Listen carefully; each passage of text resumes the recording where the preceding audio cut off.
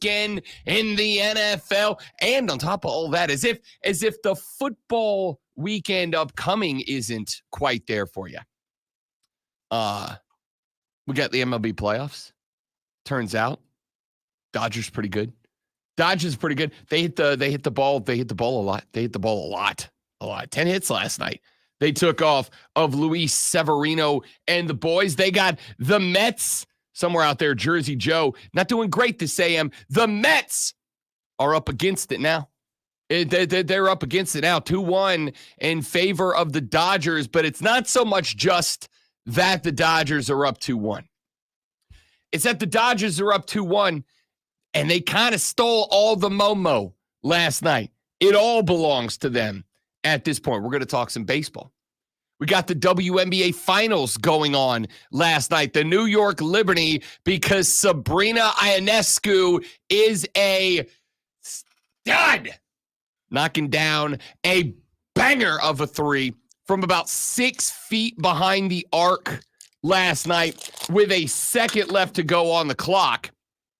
Sabrina Ionescu and her New York Liberty now find themselves in charge in the best-of-5 series. That is now 2-1. One more game left to go in Minnesota before they run it back to the Big Apple.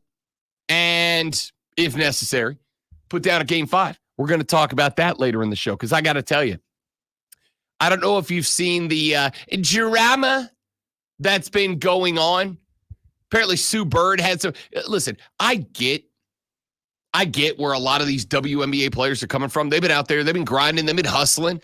They've been trying to grow the game. They've been putting in the effort to grow the game. And a bunch of them are upset because after the Indiana Fever were eliminated from the WNBA playoffs, the ratings, they went down here real quick.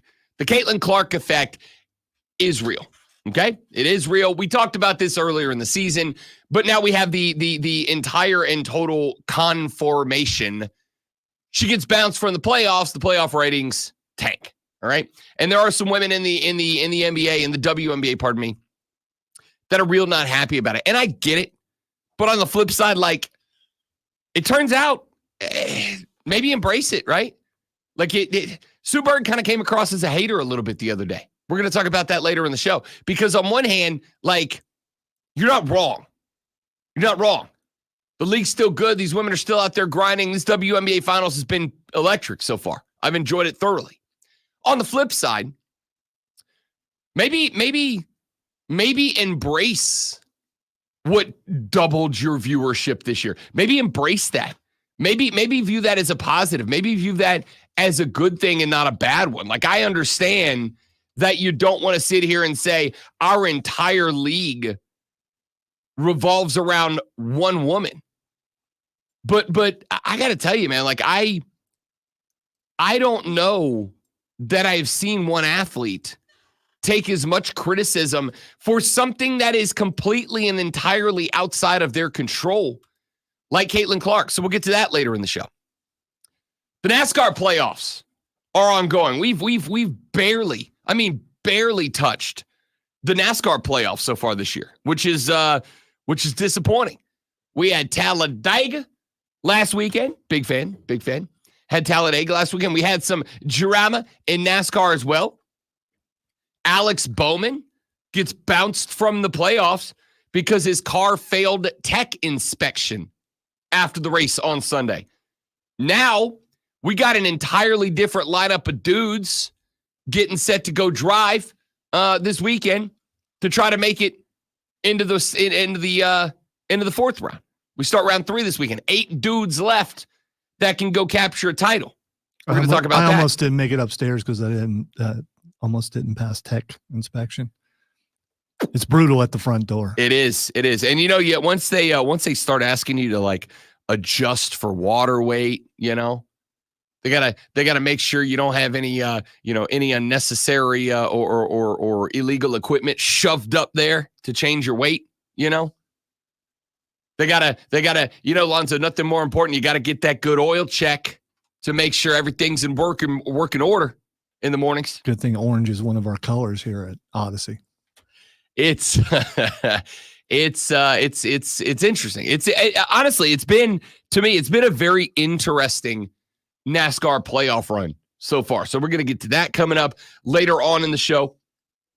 We have got, what else? We got your ALCS. We haven't even talked about the ALCS. Yankees up on the Guardians. We also have a ton of guests today, right? Yeah, we do. It's Thursday. You know what that means. We got a busy day lined up today. Coming up at 8 o'clock, just a little under 2 hours from right now. Lulu Kesson of the Greenville News is going to join us. We will break down the run the Gamecocks made at Alabama. We will talk about the run they hope to make coming up this weekend on the road at Oklahoma, where the wind comes rolling down. We'll talk to Lulu Kesson at 8 o'clock. Then at 8:40, the legendary Rashad Beard from the Panther Nation podcast is going to join the show. We'll talk a little Carolina footy coming up with Rashad Beard of the Panther Nation podcast at 8:40. Then at 9 o'clock on the dot, Hating Ass Mario Herron from the BetQL Network joins us here on the Rob Brown Show in the Fan Upstate. We'll take a spin around the world of the NFL, the National Football League, at 9 o'clock with Mario Herron. And we'll see how I'm feeling. We'll see how Mario's feeling. We'll see how Zoe's feeling. Perhaps, perchance, maybe we sprinkle just the sprinkliest of preseason NBA talk in there as well. Because the next time that we talk to the Hating Ass one a week from today, Lonzo, the NBA regular season will be underway. It's just about that time, which I don't know, man. There's a lot to be excited about in the NBA this year. A lot. I think the death of the LA Lakers is imminent, and I think LeBron's going to be part of the reason that it dies. We're going to talk about that because the Lakers have it's always kind of felt like whenever a superstar bounces from LA, they just kind of handpick the next heir to the throne, right? It kind of feels like whenever the superstar, the guy, leaves LA, they just go find the guy. From Kobe to Braun.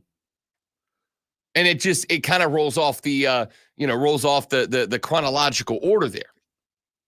But what I find interesting about this is, and I do wonder, wonder why. LeBron said, yo, I want my boy Bronny up in here, right? I want my boy Bronny. I want my dude. And they go get him for him. They go get Bronny. And if you have watched any of Bronny's ball games so far, you recognize that at the very best, Bronny is a prospect with a ton of potential ahead of him. At the very best. He's a prospect with a ton of potential ahead of him. At the worst, Bronny's a Nepo baby.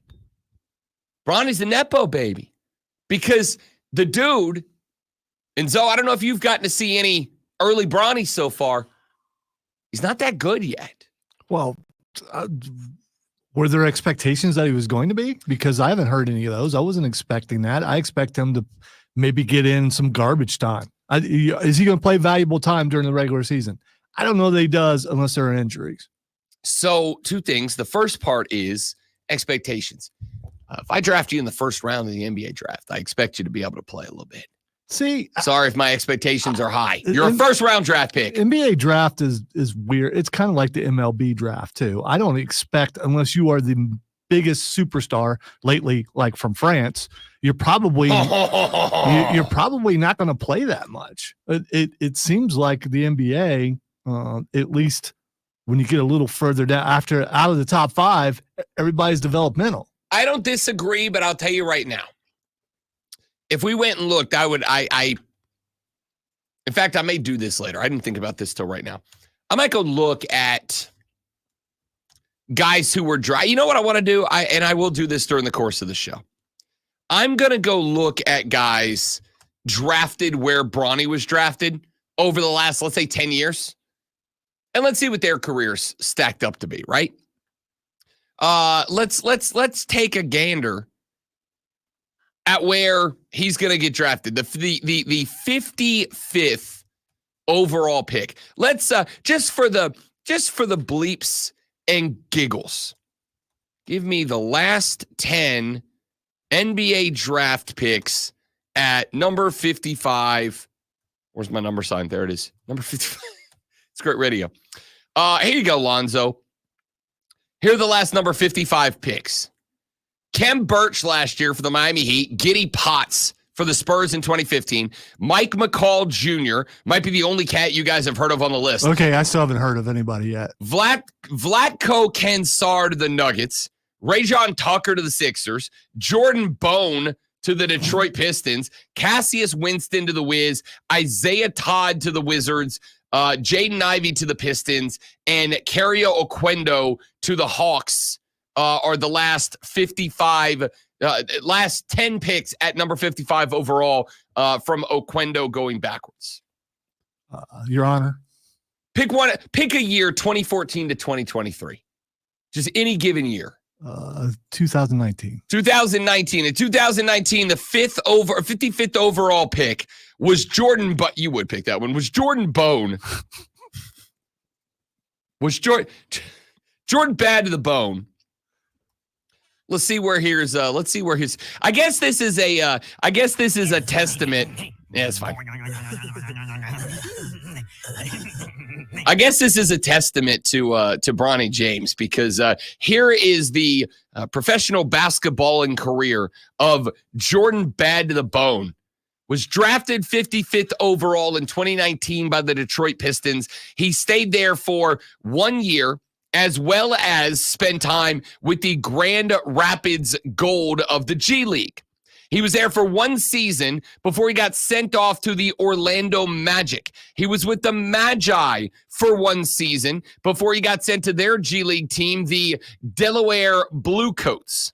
That would be the end of his NBA career. The year after that, he went to, and I wish I could do better than this, he went to a Turkish basketball league to play for a team that I can't pronounce because, and I don't say this with any sense of degradation or xenophobia, it's just true, a basketball team with a name that has a lot of little scribbles on the letters in it, which I don't know. I can't read Turkish, so I got nothing there. So disappointed. But I think I rest my case. You know what? I might have to walk it back. So he is by far the most famous number 55 pick. But if expectations are what they are for number 55, he's right where he needs to be. Actually, he might be better than some of those guys that you mentioned, because he might stay in the league a little bit longer, probably because of his name, but still, yeah, I mean, that's why I don't care about the NBA draft. It's fair. It's fair. I guess the thing here is going to be that if we look at the 55s, and it's going to sound like I'm trying to twist my argument here, and maybe I am a little, but I also don't think I'm wrong. If we look at Cario Oquendo, Jaden Ivey, Isaiah Todd, Cassius Winston, Jordan Bone, Rajon Tucker, Vlatko Cansar, Mike McCall Jr., Giddy Potts, Kem Birch, that dates back to 2014. 2013, Ray McCollum, Kevin Murphy in 2012, Danilo Gallinari, there's one I actually know. 2011. Darnell Jackson, DeJuan Summers, Sun Yu, Torian Green was 55 overall. Torian Green was a good player. Yep, no idea who that is. Portland Trailblazers. Torian Green was a good player. J.R. Giddens, Bracey White, and Mike Hall. Mike Hall was an okay player. That was all the way back to 2004. I think a lot of this has to do with the amount of time, energy, effort, resources the Lakers are putting into Bronny James, that if he wasn't Bronny James, if he was Bronny Smith, if he was Bronny Washington, they wouldn't have. So you're saying you can tell that they're putting more time and effort and resources into the number 55 player than all those other teams did in their number 55. I can in this spot. He's on their preseason roster. Yes. I will go so far as to say I would guess that a solid chunk of these number 55 overall players were not on preseason rosters. And I hate to keep doing this because I don't know the answer. And who was on their preseason roster last year? I don't know the Lakers preseason roster from 2023. I'm just saying it's I think it's easy on the surface to go after Bronny, and if you have those expectations, then you probably don't know basketball, because as far as NBA goes, he's right there with all the number 55. Listen, I'm not. We'll see what happens. I'm not saying he's a bad player. I'm saying they've got. Here's my concern. If LeBron James Jr. wasn't LeBron James Jr., he's not playing NBA ball this year. See, I don't know. Right, he's no. I can say dude, that. Out of all the 55s that you've named, I don't know that he's not. Out of all the picks at number 55 that you named, I don't know that Bronny James is not as good or better than any of those. He's guys. not better than Torian Green, but that's 2007. He's not better today in his rookie year than Gallinari probably was in 2011. Yeah, but see, that's speculation. You don't know how good Gallinari was then, or if he even played that year. Here's my point. Let me try to clarify this. Here's my point. Bronny James is not NBA roster good. He's not NBA roster good. That's not to say. Neither were none of those other guys. And none of them were. That's the point. Yeah. None of these guys were on opening day rosters. I'd be willing to bet if I go through, and I'm not going to because now I've just gotten to the point of lazy. I'd be willing to bet if I go through and I look down this roster of the let's say 22 of them dating back to where I looked, or excuse me, 20 of them dating back to where I looked. I bet you no more than one or two. Like I bet Torian Green was an opening day guy. Outside of that, I bet very few of these guys were on opening day rosters. And LeBron James Jr. is not an opening day roster player. And that's not to say that he will not be long term. I'm saying the only reason he is because he's Bron's kid. And if he's on that roster because he's Bron's kid and he stinks, that could be a roster spot. That could be going somewhere else to help this team be better. And if they're not better than they were last year, and LeBron's 41 years old and about to call it a day because I think he's doing one run with his kid and then he's out. The Lakers might be turning over at this point. I don't know. It's just the whole thing is very interesting to me. Eric says Rob is right. Bron's only in the league because of his daddy. He sucks. I don't think he sucks. I don't think he's good, but I also think he's a rookie NBA player who not only spent very limited time in college, but on top of that, spent very limited time in college and almost died when he was there, so he missed a solid chunk of the season. I think there is potential in Bronny James, but yes, he's only where he is in the NBA on a starting opening day roster in Los Angeles because of his dad. Well, a disservice is being done to him because of the scrutiny that you're putting him through, that the listeners are putting him through. Unless he comes out and is amazing, he's a bust. I mean, so imagine that kind of pressure. I don't agree with that. I think the pressure is if you're going to eat up a roster spot for a team that's on the verge of blowing up, you better be able to help the team, and he's not good enough to help the team. Should he have told him no? Sorry. No. I don't want that. No. LeBron, the big one, shouldn't have forced it. Hey, if it ends up like you shouldn't have forced that through. I wasn't in that room, so I don't know that he forced anything. I think it's all speculation.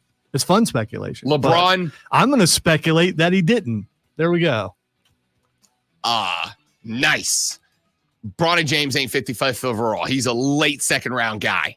Late second round guy. If he ain't neither one matters in the NBA. I mean, into the first round, into the fourth round is the NBA. All right, we got to take a break. We're back after this. Rob Brown, Lonzo, the Rob Brown Show's on your radio talking college football, the NFL weekend ahead of us on the Fan Upstate.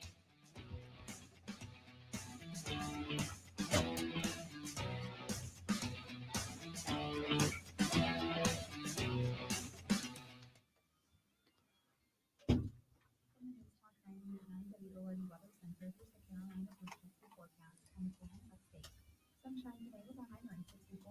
Clear skies overnight with a low around 40. Sunny with a high near 68 on Friday, and clear skies on Friday night with a low around 45. Sunny and 69 on Saturday, and clear skies Saturday night with a low around 46. I'm meteorologist Sarah Foster on the Fan Upstate. Currently it's 45 degrees. You done, right? Sports Flash? Do I have enough in there? Yeah, I'm probably just going to read the same two stories over anyway. So, I mean, I didn't say that wasn't one of my two. As a physician and medical director for QC Kinetics, Dr. Caravelli's seen a pattern of trending joint pain. Prolonged medication, steroids, then surgery, possibly another surgery. So a lot of our patients are trying to... I'm not going to read the WNBA story because Caitlin Clark isn't playing anymore. QC Kinetics extracts your body's healing Have no substances, interest. concentrates them back into your aching joints to help heal and restore those areas, providing lasting relief. Oh, I love being able to tell my patients, before we All right, guys, give me do 15 this seconds. I'll be right back. I'm surgery, sorry. let's I try apologize. another Stay right there for option. me. Let's see if this is right for you.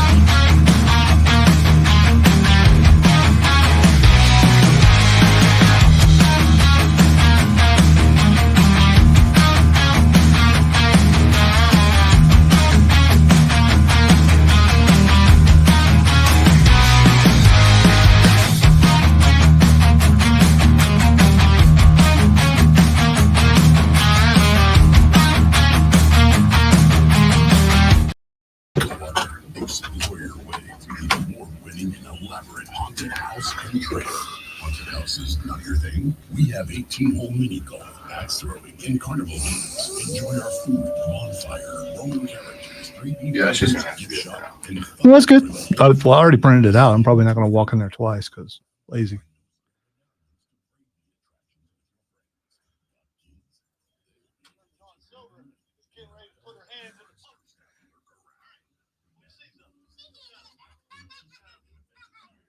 Gosh, she's got so big, dude. She's almost as tall as Lisa already, and she's 6. Yeah.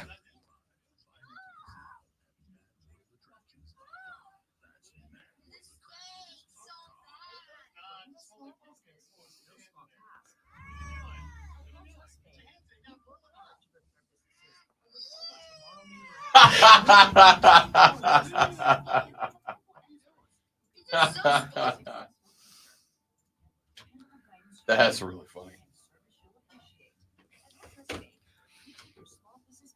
She did have one of those scoopers, and I showed her how to use a scooper. So then later on, she got in there with scooping out the seeds and stuff.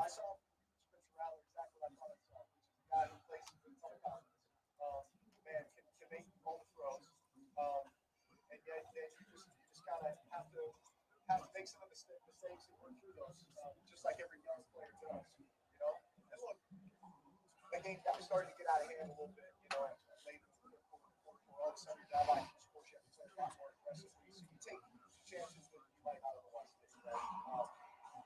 We'll see, Adam. I don't know if they will or not, because the thing is, guys drafted at that level, they end up moving down to the G League, as Rob was pointing out with some of the other guys, and then they make their way back onto the main roster if they're good enough.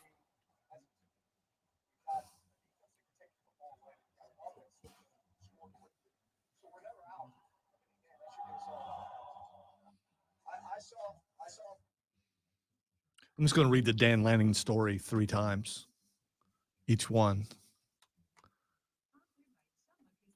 Should now be called the Lanning rule.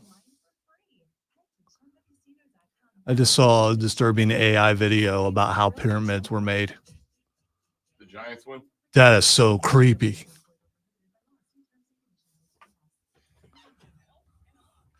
And I lingered too long, which means I'll be getting more of those coming up.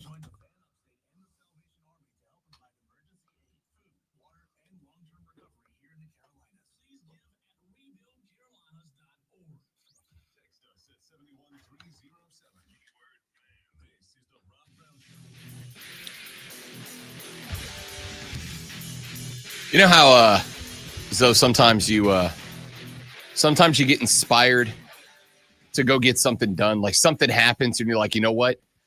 It's time for a life change. It's Tank Top Thursday here on the show. All right? It's Tank Top Thursday. And today Rob Brown decided to reach into the Wayback Machine. And I pulled out the classic red Chicago Bulls number 23 Michael Jordan jersey from the back of the closet because I dropped enough LBs. I'm like, I can get back into some of the old stuff. And the good news is I was able to get it on. The bad news is Robbie B was running a couple behind this AM. All right, because NGL Just a couple. Because Robbie B, again, not a morning guy. Which is ironic for the choice of careers and time slots that I'm in. Not a morning guy, but realizes I was about to run out the door. I'm like, oh wait, it's Tank Top Thursday. I gotta break out one of the jerseys. All right, so I went and I was like, you know what? I've dropped the LBs. I'm back down in shape. I've gotten rid of like 2 of the 4 chins. I could probably get this thing on. I could probably get this on. So I put it on, and I didn't think anything about it. I put it on, took off. And then I got halfway here, and I realized, though, this is not an XL basketball jersey. It's just a regular L basketball jersey. So I'm a little squeezed in, but I also got in it, and I'm like, yo, if I can make the L jersey hang and not, it's not bad. It's just, it looks like you got some room on the side. there's Yeah, a touch. Yeah. Like it ain't spandex tight, but I got to tell you, like halfway here, I'm like, you know what, dude, I really only need like 10 more pounds, right? Like I got to my 210, 212 number, right? And I'm not dedicated, wake up every day, I got to be 210, got to be like, all right, some days I'm going to be 215, some days I'm going to be 207. I think if I can get to like 205, I might, like the jerseys might become just an everyday thing. I'm close. I'm close. See, I don't know. You made this a specific day, and I know that I don't adhere, but I don't conform. So there's that. But I also have a hard time buying something, paying more for less, which is what you do with a basketball jersey. You're paying more for less material. Well, then wouldn't you only wear like hoodies and long sleeve shirts? If that was the case, you would never wear a t-shirt. You'd only wear long sleeves. Not in the summer. I mean, yeah, but if you buy a short sleeve t-shirt, you're paying more for less than if you buy a long sleeve t-shirt, right? Or that's not the point, is it? No, that's not the point. The point is that you've declared something, and I don't want to go out and spend money on it. Now, if you want to go buy me one, I'm willing to take it. I may have spent last and night. When you figure out what you'd have to pay for something my size, and realize, no, I'm not paying that much. I may have spent a solid chunk of change last night on the website I bought the Rob Brown Show baseball jersey from, designing us like neon pink Miami Vice style basketball jerseys. By the way, I would wear that. Hell yeah! And I would actually pay you for my portion as long as it's in my size. Oh, it will be. It will be. I mean, this is about but comfort and function. I don't even want to head out to DXL and say, hey, man, I need a basketball jersey. And they look at me and go, are you sure? I got to get out in the sun. Because that's what they would say. Are you sure you want a basketball jersey? Like, no, I don't want one. Hey, the NCAA looked at Dan Lanning and went, you got one over on us this time, Dano. You got one. Remember, we talked about it a little bit earlier this week.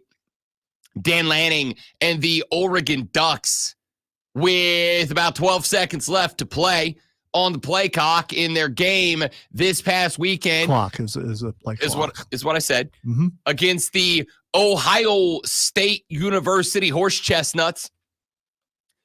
Dan Lanning and his Ducks, with just a few seconds left to play, Dan Lanning had a little gamesmanship in him. Dan Lanning trotted out an extra defender after the offense got set. Dan Lanning said, we're going to sacrifice 5 yards here in order to have an extra defender over the top on what could be a game-making or breaking play. The Ducks ran on the extra defender. Will Howard had less to work with down the field. They did not achieve a first down, but see, the thing was, the play still counted. And they took the clock from 12 seconds down to 6 seconds, meaning that the next snap of the football was the last snap of the football. Will Howard, of course, as we have noted on this show a couple of times, took off running with 6 seconds on the game clock at the beginning of the play. Will Howard had nowhere to go with the football. He ended up sliding, trying to get down and register the timeout, but was out of time. Clock was at 0 when he was ruled down by contact.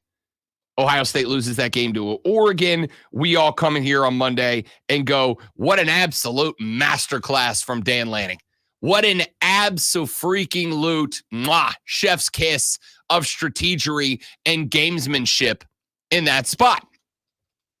No moss, says the NCAA. They have sent out a memo that says from this point forward, in what will now be called the Dan Lanning rule, at least on this show.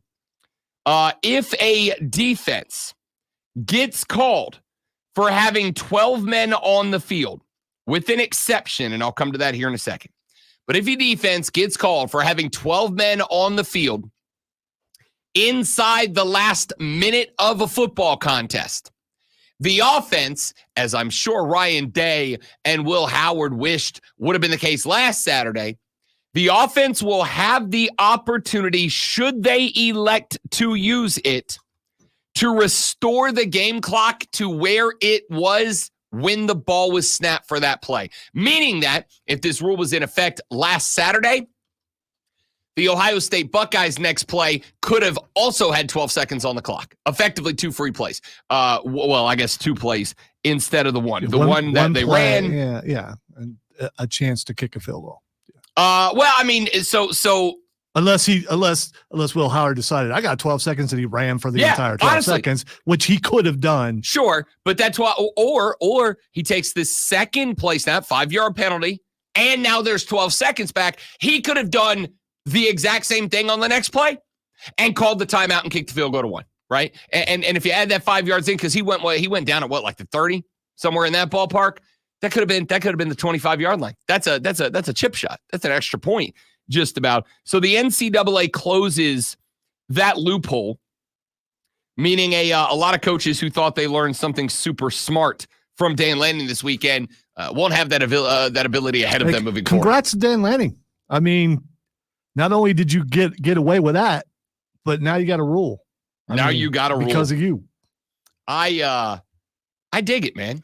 I dig it. I think it was beautiful from Dan Lanning, but I think on top of that, isn't it impressive that the NCAA, when they want to, and when they are not afraid of, I won't name SEC any particular entities or parties, Big Ten, that the NCAA might be afraid of. I won't name any like particular individuals, Tony Petitti, that the NCAA doesn't want to really upset Greg Sankey in their decision-making process. Speculation. Everything we do is speculation, Lonzo. You're trying to lead the witness or something. If this would have happened on a lower level of football, it would have the same effect. And this rule would have been put into place. Hang on.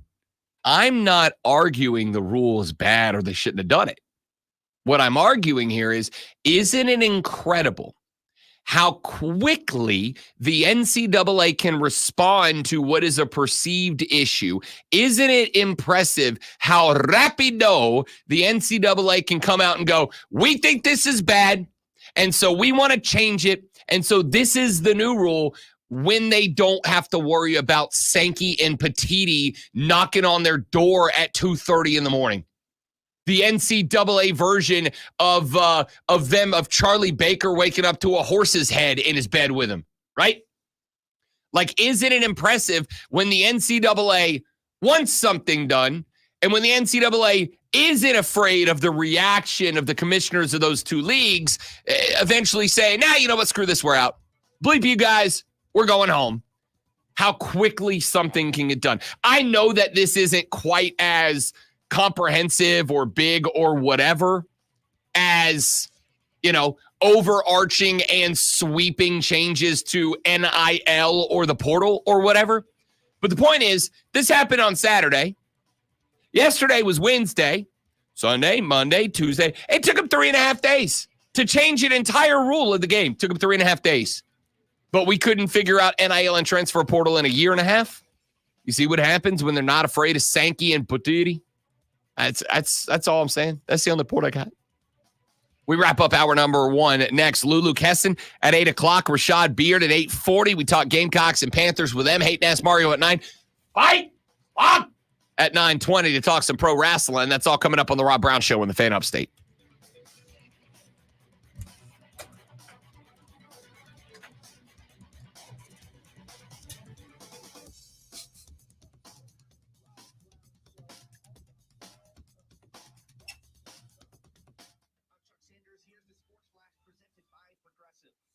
Jonathan Brooks return to practice for the Carolina Panthers as they get set for this week's game. It's a Sunday afternoon road matchup at Washington. The Panthers are 1-5 overall, 1-2 away from home. Brooks was selected in the second round, 46th overall in this year's draft. The running back suffered a knee injury while playing in Texas last year. On the college football slate this Saturday, number 10 Clemson plays host to Virginia.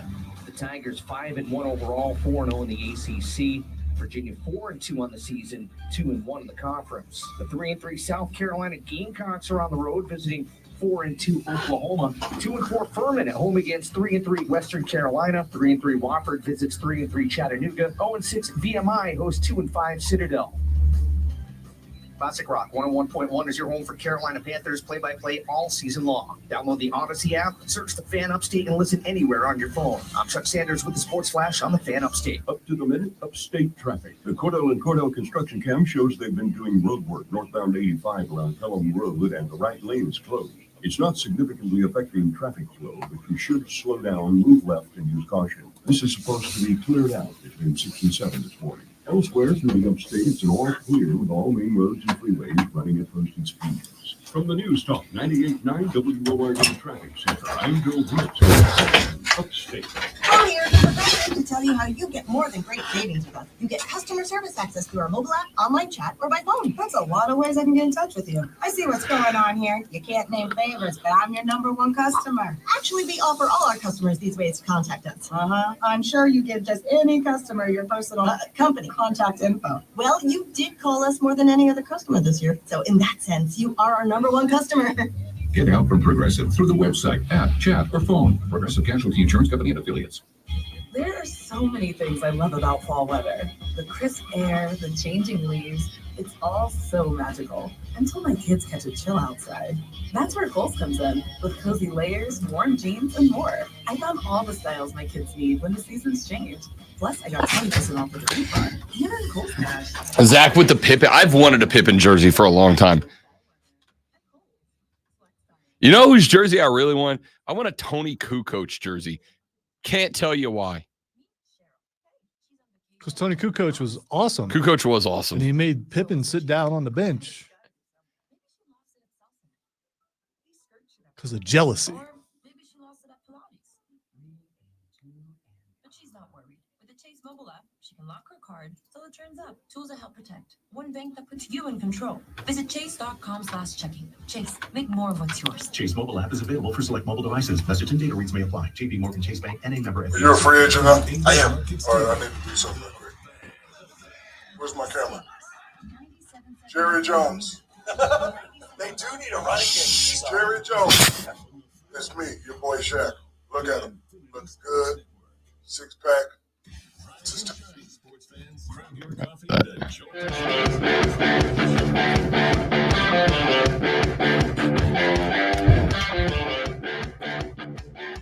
It's the Rob Brown Show. It's the Fan Upstate. Rob, the great one, Lonzo, with you here on the show this AM. Renewal by Anderson to the Carolinas fan phone, 844-326-3663. That is 844-FANFONE. You can text us on the show at 71307, 71307. Start your text with FAN, F-A-N, and we'll read them on the air, FAN, F-A-N, and we will read them on the radio broadcast. You can tweet me at The Rob Brown Show. You can tweet the great one at Lonzo on Word.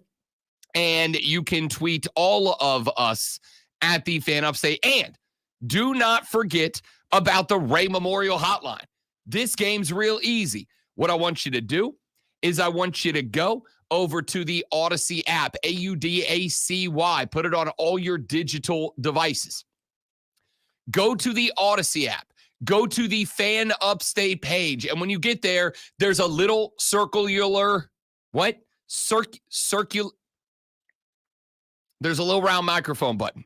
I want you to click that little round microphone button, and when you do, you can drop a 60-second voice note. It's very small, and it doesn't tell you what to do with it, but Rob is telling you what to do with it. I'm telling you what to do with it. Click the little round microphone button, drop a 60-second voice note, and my favorite thing about this, you can do it anytime, day or shine. What is wrong with me right now? Anytime, day or night, rain or shine. These are all different expressions. You were trying to rhyme, time and shine. I mean, I get it. Day or night, rain or shine, the Ray Memorial Hotline is open for you. Go to the Odyssey app, go to the Fan Upstate page, click the little round microphone button, drop that 60-second voice note down there, and we will get them directly on the mainframe here at the mothership. Even if you want to just say, Rob Brown, bless your heart. Or, which a lot of people do say that. Or if you wanted to say, I need. Or if you want, because you're messing around. Or if you wanted to say make a mistake. Oh, does little Wanzo have a boo boo? I did. It's still kind of sore. It's so hilariously sarcastic. Of course, he's just going to play that one.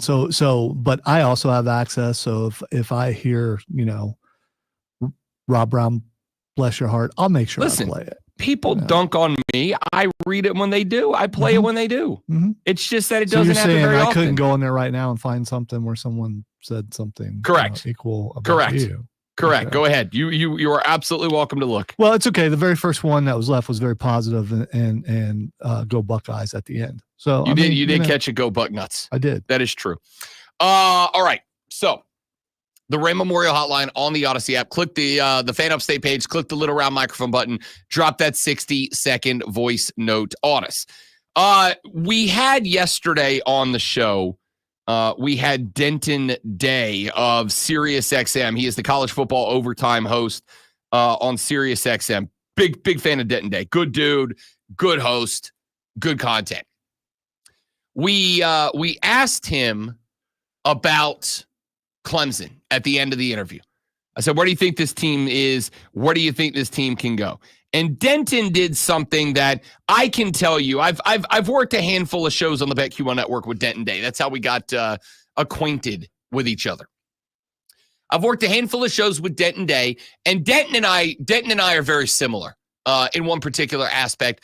Neither one of us particularly loves to lean on the abstract when it comes to breaking down games. And that's not to say that the abstract is not important.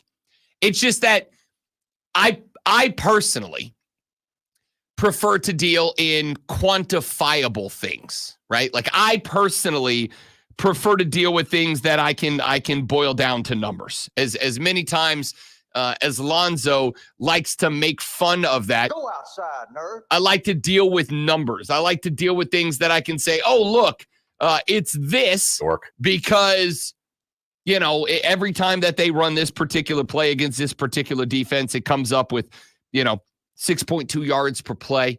And this defense runs that exact set 16.2% of the time and whatever. I'm a dork. What do you want?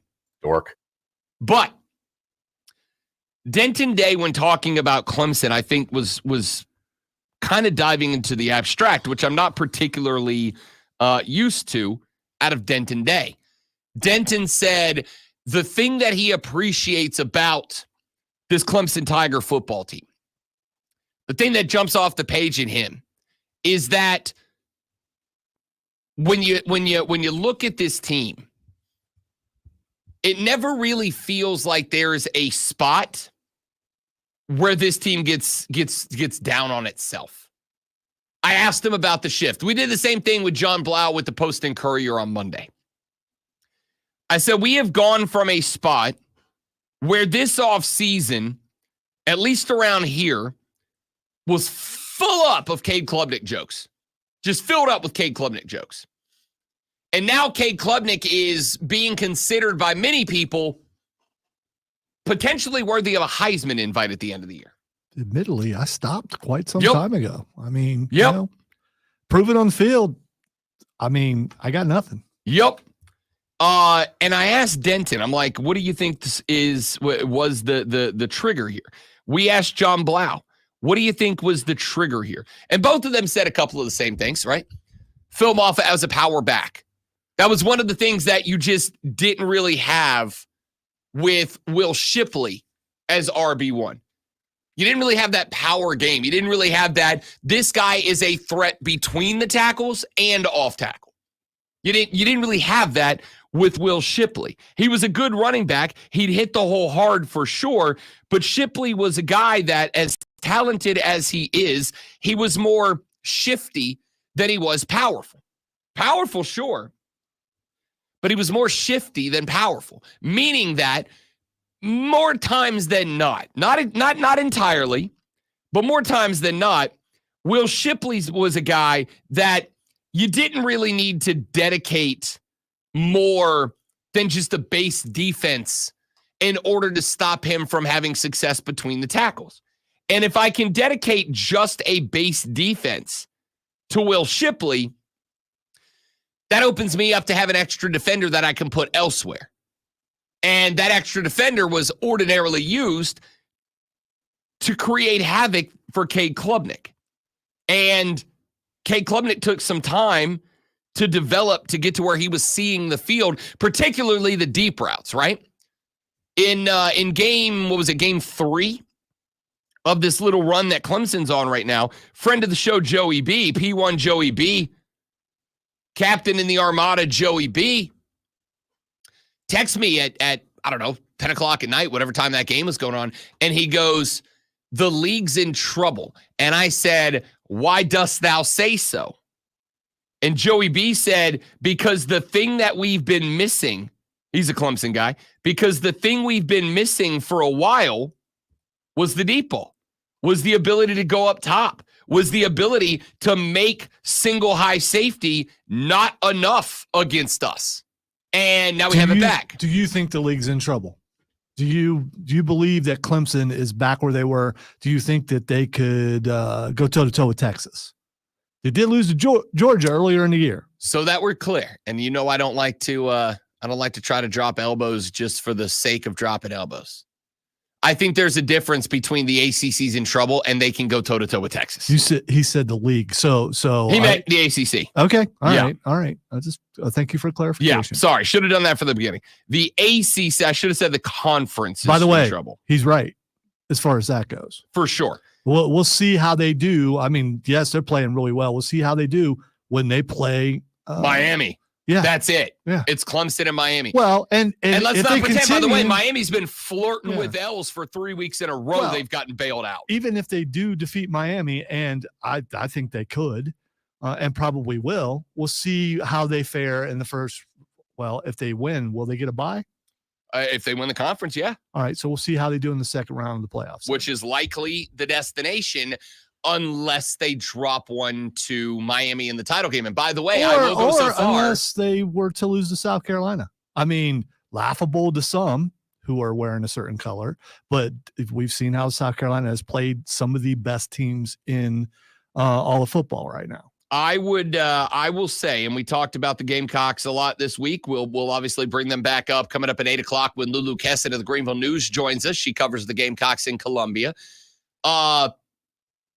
I will be more invested in that game, I think,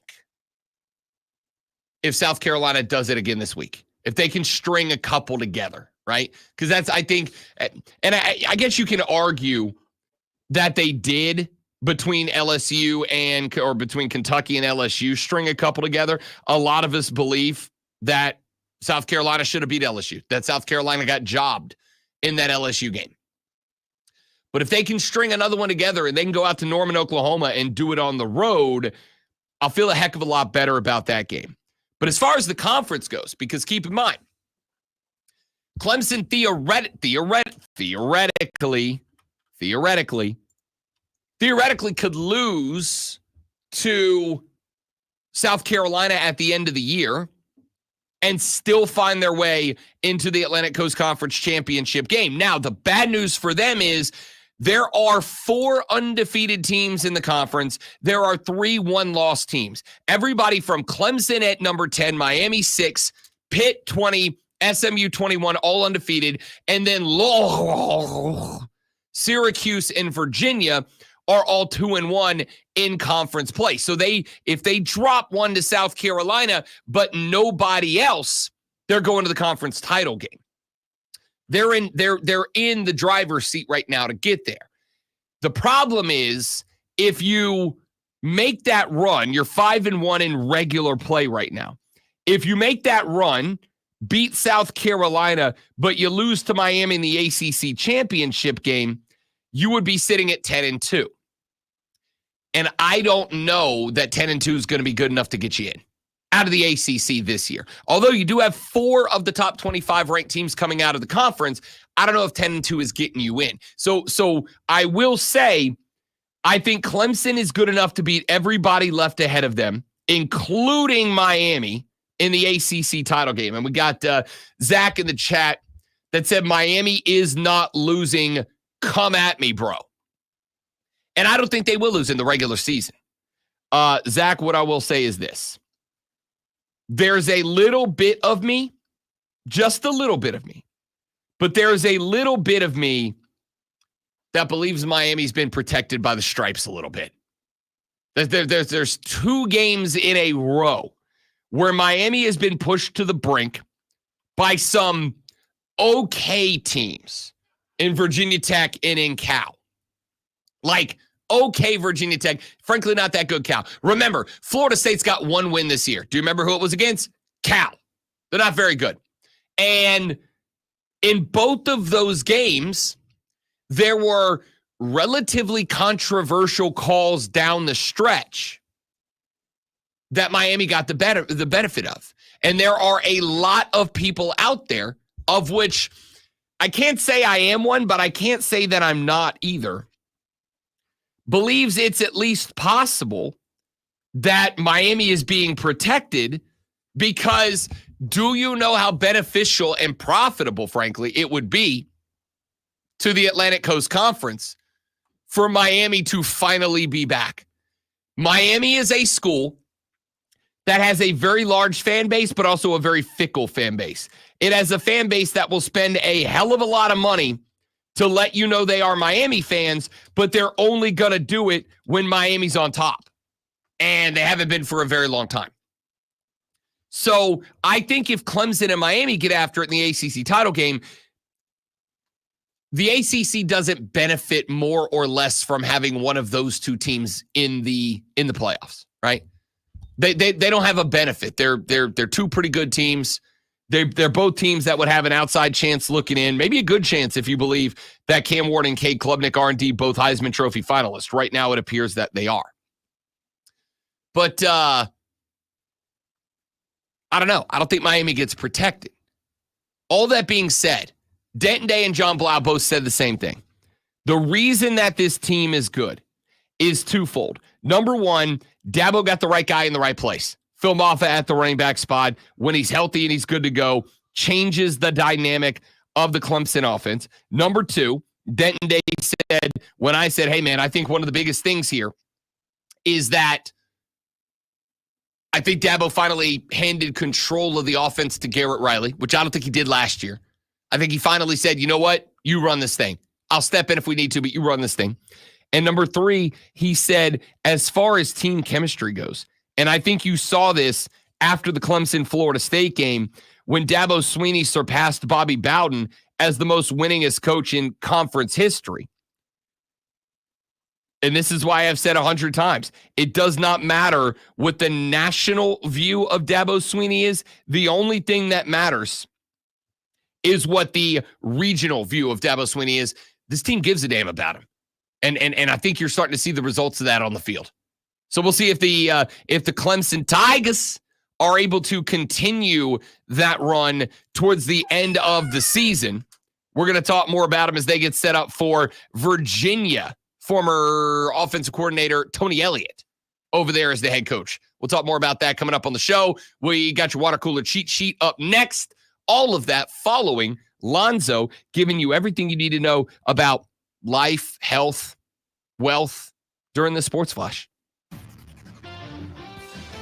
Yeah, just real quick, Frank, I picked SMU to win the ACC. LA Dodgers shut out the New York Mets in Game 3. Still could happen. Of the NLCS, 8-0 last night. Walker Buehler made his first playoff start in years, going 4 innings and giving up only 3 hits and no runs. The Dodgers had 10 hits on the night, including home runs from Enrique Hernandez, Max Muncy, and Shohei Ohtani. Days after Oregon head coach Dan Lanning capitalized on a rule that allowed him to have an extra defender on the field at the cost of only 5 yards. The NCAA has closed that loophole yesterday. The organization announced that if a defense has 12 defenders inside the final 2 minutes, the offense may not elect to reset the clock to where it was when the play began. Make sure you tune in this Saturday at 12:30 as the Furman Paladins take on the Western Carolina Catamounts. Furman versus Western Carolina right here on your home for Paladins football. The Fan, Upstate.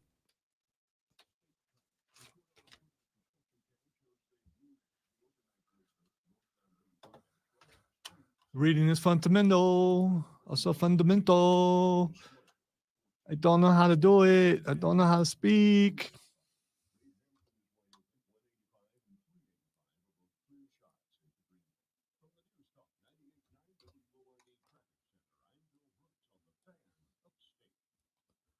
Ready to find your home field advantage? At Founders Federal Credit Union, we offer our members competitive rates to tackle buying a dream home with ease. Our team will coach you through every step. Plus, we never charge private mortgage insurance. Don't fumble your chance at home ownership. Start your journey with Founders. Visit foundersfcu.com/mortgage today. Terms and conditions apply. Mortgage qualification required. Equal housing lender. Institution NMLS identifier number 410646. Do you feel like it's almost impossible to lose weight on your own? Hi, this is Dr. Elliot Hirschhorn with New Life Weight Loss, and we know the secret to losing weight and keeping it off long-term without drugs or surgery. At New Life Weight Loss, many patients lose 20 to 30 pounds in about a month or two with our support staff and accountability. And we do that without prepackaged meals, no exercising, no drugs, or surgery. Go to mynewlifeweightloss.com now. Hey, it's Rob Brown. Listen, I dropped over 50 pounds and 12 inches off my waistline with New Life. That was about a month and a half ago. I've been in the maintenance phase, and because they taught me better eating habits, I have kept that weight off, and I will keep it off. If you call New Life at the end of the month and tell them Rob Brown sent you, they'll give you 200. Let's see. SMU has left ahead of them. Stanford, Duke, Pitt. Duke's not a lay-down team. Pitt's not a lay-down team. Boston College, Virginia, and Cal. Frank, I don't know that I would say, I don't know that I'd say they easily go undefeated. They could be in some scraps.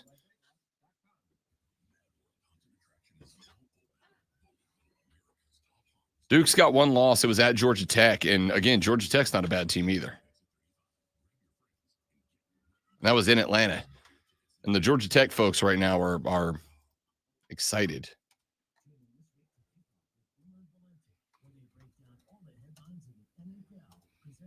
So SMU goes undefeated. What happens?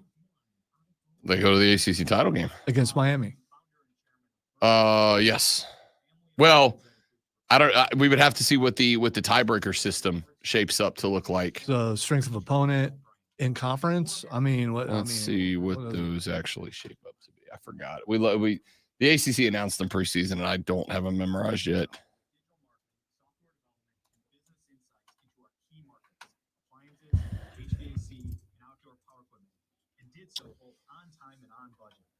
AmericanEagle.com has the resources, experience, and talent needed to produce solutions. Our new technology platform, developed by AmericanEagle.com, has produced tremendous results with higher traffic, conversion, engagement, and All right, here's the tiebreaker policy. If there is a two-team tie, head-to-head competition, then win percentage versus common opponents, then win percentage versus common opponents based upon their order of finish, then combined win percentage of conference opponents, then the tied team with the higher ranking by the team rating score metric provided by Sports Source Analytics following the conclusion of regular season games, and then 6, a random draw. If there are 3 or more teams, which is a possibility, combined head-to-head win percentage amongst tied teams if all teams are common opponents. If the tied teams are not common opponents, a tied team that defeated each of the other tied teams. If not that, win percentage versus common opponents, then win percentage versus common opponents based on their order of finish, then combined win percentage of conference opponents, then the tied team with the highest ranking by the team rating score, and then a random draw.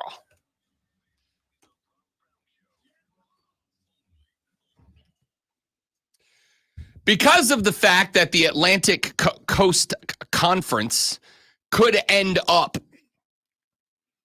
with potentially 3 undefeated teams in SMU, Miami, and Clemson.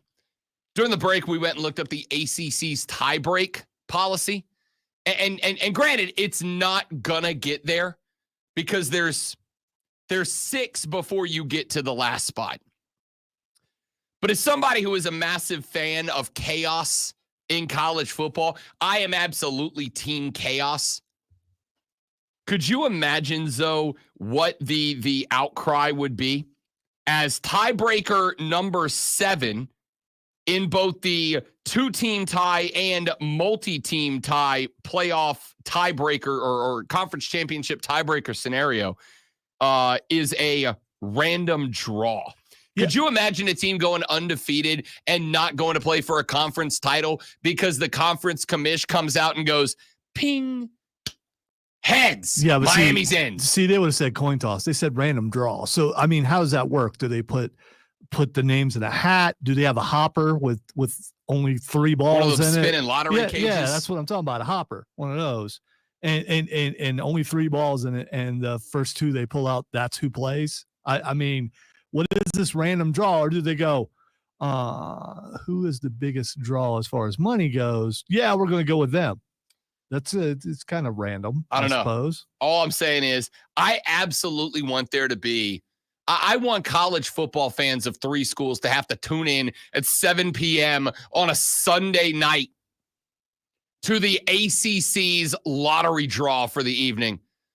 I want to see the commish up there with a spinning lottery cage, reaching in and drawing out 2 out of 3. I want it to be like Royal Rumble number selection process to see who goes to play for a conference title game and a chance to go to the college football playoffs and have a bye in the process, and see the fan base that gets left out and have the quad box going. So in one box you got the commissioner with the balls, and then the other 3 you have the possible teams that could be picked. So we can see the look of disappointment when that second one is drawn. Dude, to suddenly focus in on that team. That would be drama. I mean, the height of it, dude. It would be hilarious. All right, 7:03 in the morning, ladies and gentlemen. You've got less than an hour until you got to get clocked in and locked in at the office. And we all know what the real goal here is. We all know what you want to do. You want to work like, let's say 7 to 11 minutes. And then you're going to walk down the hallway and you're going to go stand by the water cooler and you're going to talk sports with your friends, with your family, with your coworkers, whoever it is that you spend your workday with. Well, if that is the case, ladies and gentlemen, and we know that it is, you got to know what's going on in the world of sports. If you got to know what's going on in the world of sports, you're in luck. Because Lonzo and I, we do this. Are you ready for the playbook of the peculiar, the almanac of the absurd, and the encyclopedia of the extraordinary? Well, you better be, because we're diving headfirst into the 3 top stories that will have your coworkers saying, I'm not going to play with it anymore. Yes, stop it. before they take their first bathroom break. No. Here we go. Welcome to the water cooler cheat sheet on the Fan Upstate. Water cooler cheat sheet, top 3 sports stories you need to know before you get to the office this lovely upstate Thursday morning and start talking sports with your friends, your family, your coworkers. When you do, this is what you need to know. Let's dive right in with item number 1. We have item number 1 and item number 1 subsection 1A. We start with item number 1. 80-77 is your finish last night. The New York Liberty knock off the Minnesota Lynx in the WNBA Finals. Game number 3, and that gives the Liberty not just the 2-1 lead with 1 more to play in Minnesota on the road. It also moves them 1 step closer to claiming the WNBA championship for what has been a highly productive, highly successful, and very lucrative 2023 season for the W. Sabrina Ionescu knocks down a nasty 3 from about 6 feet behind the arc with 1 second left to play that gave the Liberty a 3-point advantage that they would hang on to and take home the W. Once again, Brianna Stewart is a monster. 30 points, 11 boards last night for B. Stu. Ionescu ended up with 13, 5 boards, and 6 assists on the evening as well. The Liberty got just 9 points off of the bench last night But with the night Brianna Stewart had and with the night Sabrina Ionescu had, they didn't need much more. Nafisa Collier, once again, leading the Lynx. She had 22 points for the 5 starters for Minnesota in double digits. The big issue they had was only one starter, and that was Alana Smith, who had just a deuce on the night. You're not going to win. You're not going to win like that in the dub. It's not going to happen. The Lynx now on the brink of elimination after the Liberty in their house go up 2-1. The next game in this series is tomorrow night, with the Liberty having the opportunity to either put it away or to end up going back to New York in a Game 5, an elimination Game 5, to try to win this thing in front of their home crowd. We'll keep an eye on that. Item 1A in the water cooler cheat sheet, item number 1. Speaking of Caitlin Clark, Indiana Fever guard Caitlin Clark became the league's first rookie since Candace Parker back in 2008 to be named to the All-WNBA first team. Nafisa Collier of the Lynx, Asia Wilson of the Aces were unanimous selections. Brianna Stewart and Alyssa Thomas from the Liberty and the Sun, respectively, were also first-team selections. Clark was this year's Rookie of the Year. She earned 52 first-team votes and was on 66 of the 67 ballots submitted by a national media panel. I don't do this very often.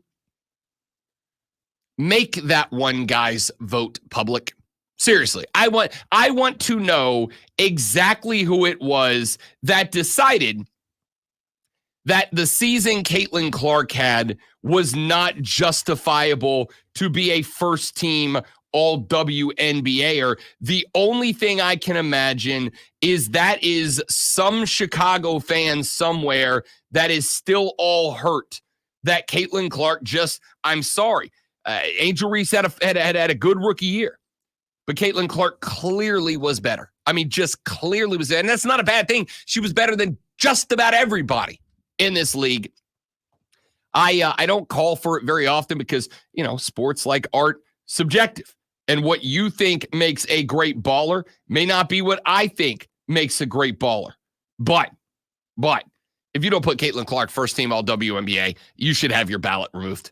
You shouldn't be allowed to vote anymore. That's pathetic. All right, let's get to item number 2. That's my bad. I jumped the gun on that. I usually I got to give the build up. I got to build the anticipation. It's not your fault. I should be on yeah. Anyway, thank you for pointing out that I messed up, though. Most people. No, you didn't. I did. I'm taking credit for it or blame. 8-0 last night. The LA Dodgers knock off the New York Mets. They now hold a 2-1 series lead in the best of 7 NLCS. Walker Buehler on the bump. 4 innings pitched, gave up 3 hits, 0 runs at all. K'd 6 in 90 pitches across those 4 innings. He turned the ball over to Kopech, Brazier, Trennan, and Kasparius, who went the distance, pitched the final 5, and surrendered just 1 more hit. The Mets just 4 leather on lumbers last night. It was not a good night from the dish for the New York Mets. The Aces and the staff for the Dodgers were absolutely dealing last night. Luis Severino got the start for the Mets. He ate the L after 4.2 innings of 3-hit ball, did surrender 2 runs. Neither of them earned, though. I really don't know why it was that Severino got tagged with the L. He was down 2-0. I guess it's because he gave up the 2, but then I turn around. Garrett gave up another 2, and Tyler McGill gave up 4 earned runs in his back 3. So any chance that the Mets might have found to try to climb into this thing went night-night once the ball got handed over to the middle reliever and the closer. Listen, it's real simple. The Dodgers are a better baseball team right now. With all due respect to the Mets, I will tell you, even as somebody who despises the New York, not like dislikes, like despises the Mets, I would be lying to you to tell you that I have not found the New York Mets to be a very compelling follow this baseball postseason. It has been a fun team to watch. I'm a pro wrestling fan. That may come to the surprise of some of you. Big pro wrestling fan. One of the things I have very much enjoyed about the New York Mets, the Mets are a team that embraces the babyface role. They embrace the heel role. They have gimmick changes. We've gone from Grimace to the multiple songs that they've released to the OMG Mets. We've gone from their players like Francisco Lindor openly talking crap to their opponents. And listen, when you embrace the heel role, one of the things that you have to understand comes with that is people are going to celebrate your demise, right? We all watch wrestling to watch the bad guy get punched in the face sometimes. And that's part of where you are if you're the Mets. But it also allows you to go above and beyond in order to dig out the W. And now they will have to, as not only are the Dodgers up 2-1 in this series, but they're up 2-1 in the series, and they're hitting the ball. 3 dingers last night. Enrique Hernandez had one. Max Muncy had one. And Shohei Ohtani. Have you heard of Shohei Ohtani? You guys heard about this guy? It's pretty good. Pretty good baseball player. Shohei Ohtani had one last night in the 8th inning that pretty much went ahead and closed the coffin on the New York baseball Mets. So 2-1 is that series now. Coming up this evening on a Thursday night, both the AL and NLCS are underway. New York is at Cleveland. First pitch at 5:08. The Dodgers are going up against the New York Mets, looking to push them to the brink of elimination tonight. That is an 8:08 first pitch. Yoshinobu Yamamoto will be up against Jose Quintana in that second game. New York and Cleveland will have Clark Schmidt and Matthew Boyd on the bump tonight. The Yankees and the Dodgers, both light favorites to continue their runs right now. New York up 2-0. They can push the Cleveland Guardians into a 3-0 elimination hole. The same can be done by the Dodgers against the Mets before they head back to Los Angeles. Let's go to very quickly item number 3. Evgeny Malkin, Sidney Crosby as the Pittsburgh Pirates last night get a 6-5 come-from-behind victory. They were down 3-0 early in this game. They ended up knocking off the Buffalo Sabres 6-5 in overtime. Buffalo does get a point out of it. Pittsburgh gets a pair, but it was the history that was made by those two players, Malkin and Crosby, that is the story. Evgeny Malkin became the 48th player in NHL history to score 500 career goals last night, but Sidney Crosby, even more impressive somehow. Sidney Crosby became just the 10th player in NHL history with 1,600 regular season points. Crosby scored his 500th NHL goal back in 2022. It was Malkin who provided the assist last night. When Malkin got number 500, it was Crosby who provided the dish at 3:26 of the third period last night. Crosby sent a between the legs pass from behind the net in front to Malkin, who was sitting on the ice when he flipped the puck past the goalkeeper. The bench emptied to congratulate Malkin. The crowd gave him a well-deserved standing ovation. Malkin has the 3rd most goals in Penguins history. In 1,150 games, he is the 20th player in NHL history to score 500 goals with one team. The Penguins selected the 38-year-old back, number 2 overall in 2004, and he is teamed with Crosby to bring 3 Stanley Cup championships to Pittsburgh. On the flip side, Sidney Crosby, with his points last night, became the first player at 37 years old since 2011 to reach the 1,600 point milestone. He is the first player to do it since Jaromir Jagr did it back in 2011. Crosby took 1,277 games to reach 1,600 points, the 5th fewest to reach the milestone. In his 20th NHL season, Crosby is now 7 goals shy of reaching 600 on the career, and he's 39 points short of tying Hall of Famer Joe Sakic for 9th place in NHL history. He has been with the Penguins since 2005 when he was selected number 1 overall. I'd say they got the money's worth there. 121 points behind Hall of Famer and Penguins legend Mario Lemieux for 8th place in league history. Lemieux's 1,723 points is also the Pittsburgh franchise record. What a night last night to be a Pittsburgh Penguins fan. Texture said, fun fact, I'm a Dodgers and Laker fan. Long story. Since we are on baseball, weird side question. I know he got let go from ESPN, but where is Max Kellerman now? That's from UNC Chris. I saw Kellerman not too. I know he's still, I believe he is still doing, boxing on is it HBO? I think he's on HBO. But that's a good question. That's a good question. You like Max? I like Max Kellerman a lot. I'm a fan of Max Kellerman. Let go from ESPN last year. I don't know where he is, to be honest with you. I think he's still doing boxing in some places, but that's a great question, Chris. Don't know the answer. I'll see if I can find it. All right, let's take a break. When we come back here in just a minute, we got to start turning our attention towards the weekend upcoming, and there is one game that jumps off the schedule coming up this weekend: Texas and Georgia. By the way, real quick, Max Kellerman is not doing anything, but as of 5 days, it's been announced that he has something coming up really soon. Oh, okay. So, all right. I thought he was still doing boxing. Guess not. There you go. There you go, Chris. We're just out here to answer your questions and make your life better. You're very welcome.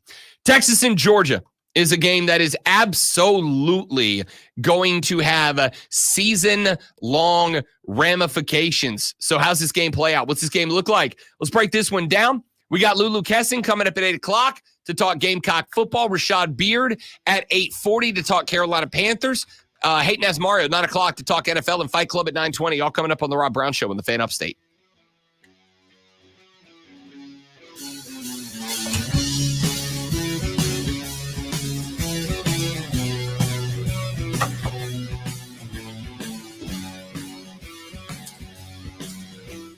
all right, we do have a contest today and tomorrow. But Yes, we do. Yeah, but I can't access it. So Can't access it? Fun. All right, guys, give me 45 seconds. I got to find something. I'll be right back.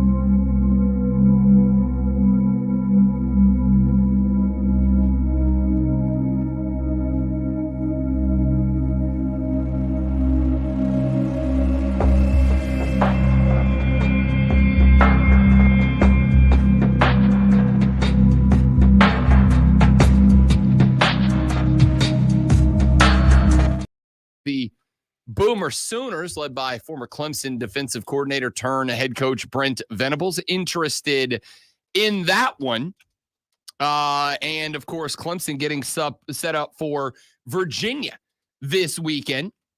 Good opportunity here for Clemson to kind of continue to expand, continue to open up the offense. We'll talk more about both of those games as the show rolls on. But I do want to get to something else here. I want to get to Georgia and Texas coming up because, listen, this game is very, very interesting.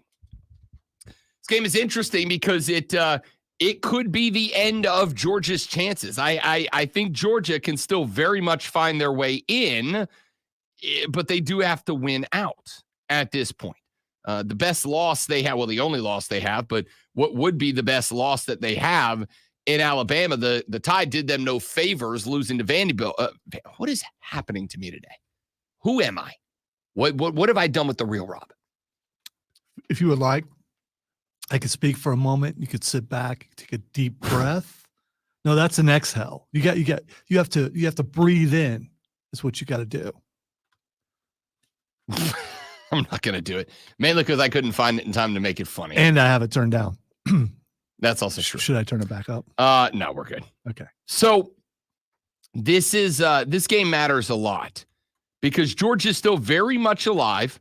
There is some problems, obviously, with that loss as the road to the SEC title game did get a little bit more difficult. But the path is still there and available for Georgia. So let's take a look at some of the numbers in this game. You guys know I'm a stat dork. What do you want? Georgia this season averaging 33.5 points per game, 452 yards of total offense so far. That is good for 35th and 25th nationally. Texas is ranking 7th nationally in both. Texas averaging 43.2 points per game. That is 7th. Texas averaging 495.7 yards per game. And keep in mind, they had to go 2 full games without Quinn Ewers out with an injury. They had to go 2 full games with Arch Manning as their starting QB, meaning that they are 7th in the country offensively with multiple games with a backup. Granted, good backup, but a backup. Since 2023, Georgia averaging 39.2 points per game against ranked opponents, allowing 17.4. Texas averaging 36.2 points per game and allowing an average of 24.6. So against ranked opponents since last season, Georgia's been better. Both teams have played 7 ranked opponents since those numbers started being compiled. Georgia's defense allowing 17.2 points per game, good for 20th in the country. Texas 312.5, 28th in the country, and all right, listen. I am fighting for my life right now. I don't know why. We're going to get it together, people. All right? The little adversity, tap the sign, play like a champion. All right. I think a lot of this is you thinking people are noticing things that they're probably not. No, I think it is when I read one team's numbers and attribute them to the other team, I screwed up. And, would anybody have known that? Maybe, but I did. And I won't stand for it. All right? I won't stand for it. We're out here trying to win trophies, not participation awards. All right? Let me try that again. Georgia's defense allowing an average of 17.2 points per game. That is 20th in the country. 312.5 yards per game. That is 28th in the country. Texas's defense allowing 6.3 points per game. They are not giving up a tutty a game, and they are giving away 229.7 yards per game. That is also first in the country. We can spend all the time that we want talking about Quinn Ewers, Steve Sarkisian, yada, yada, yada. What we need to be talking about here, and granted, and I think this is where people are going to get a little bit flustered. Texas hasn't exactly played a who's who on the schedule. They beat Colorado State 52-0. They beat Michigan 31-12, but as I told you back then, and it's been proven correct, Michigan ain't that good. They've lost everything that made them special. They're not that good. They play UTSA 56-7, UL Monroe 51-3, Mississippi State, again, that's a tragic football team right now. They beat them 35-13. And then Oklahoma, which is obviously the best win, 34-3 was the final there. I'm sorry. I said it preseason about this team as well. I don't believe in Oklahoma either. Yeah, but they've got the toughest team in all of the SEC to play this week. Yeah, for sure. This is part of the reason. Oh, it's next week. I think they have a bye. So you're saying they can't beat that Vanderbilt won't compete against them? Or am I looking at the wrong schedule? Yeah, We're talking about Texas. Yeah, Texas, South Carolina. Oh, no. Texas, Georgia is this weekend. Oh, okay, yeah. Yeah. Texas, Georgia is this weekend. I think Vanderbilt might be scarier right now than Georgia. Yes. No. Yeah, I think Vanderbilt might be scarier. No. Vanderbilt. You know why Vanderbilt is scarier, and this is why a couple of teams have fallen to Vanderbilt so far, because it's hard to get past the mentality of that's Vanderbilt, and think if Texas has a hard-fought victory against Georgia and goes into Vanderbilt thinking it's a day off, they could very easily be dethroned. I mean, I don't disagree considering what Vanderbilt has done so far with but I also want to point out, and you know me, I'm a big Doors guy right now. Diego is my dog. Big fan. I don't think anybody's sleeping on Vandy anymore. All right. Clark Lee's put that team on the map. But Texas has to get by Georgia first before the Vanderbilt game matters as much. Texas has got to get by Georgia. Here's my thing. I've gone back and forth. I was on BetMGM tonight on Tuesday. We talked about this game with Brad and Ryan. There's a little bit of me, and I may end up being in a spot, and this may shock you. I do this a couple of times a year, where I'm overthinking this a little bit, where I'm maybe because every number says Texas wins this game. Every number. Offense, numbers say Texas wins the game. Defense, numbers say Texas win the game. Quarterback comparison, head-to-head, numbers say Texas wins the game. And Lonzo can attest, I was saying preseason, I don't believe in Carson Beck the way that a lot of the national folks do. I think Carson Beck's fine. I think he's fine. I don't think he's a guy that I necessarily trust when the lights are the brightest.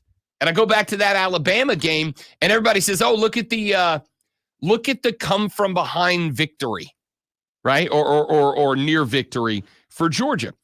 Carson Beck organized that as the quarterback. I don't disagree with that at all. Why were they in a 28-0 hole in the first place, or 28-7 or whatever it was? Why were they in that hole in the first place? It's because when Alabama took to the field defensively, they ran a bunch of different looks at Carson Beck. And Carson Beck did not respond well to them. Now, they went in the locker room, they tinkered, they tooled, they messed around with the offense, they changed a couple of things that they were doing offensively. And in the second half, Georgia's coach, in my opinion, in the second half, Georgia's coaching staff, by utilizing some different motion sets, by utilizing a couple of different formations Bama haven't seen yet, they were able to expose, in my opinion, the primary weakness of the Alabama Crimson Tide. That's a weak defensive backfield, and a defensive backfield that mentally just ain't there yet. And Georgia took full advantage of that in order to climb back in that game. But the problem with that is Texas is better than that defensively. Texas is better. Now, I will say, the reason I brought up their Sketty a second ago was because of a conversation that I had with Ryan and Brad on Tuesday night.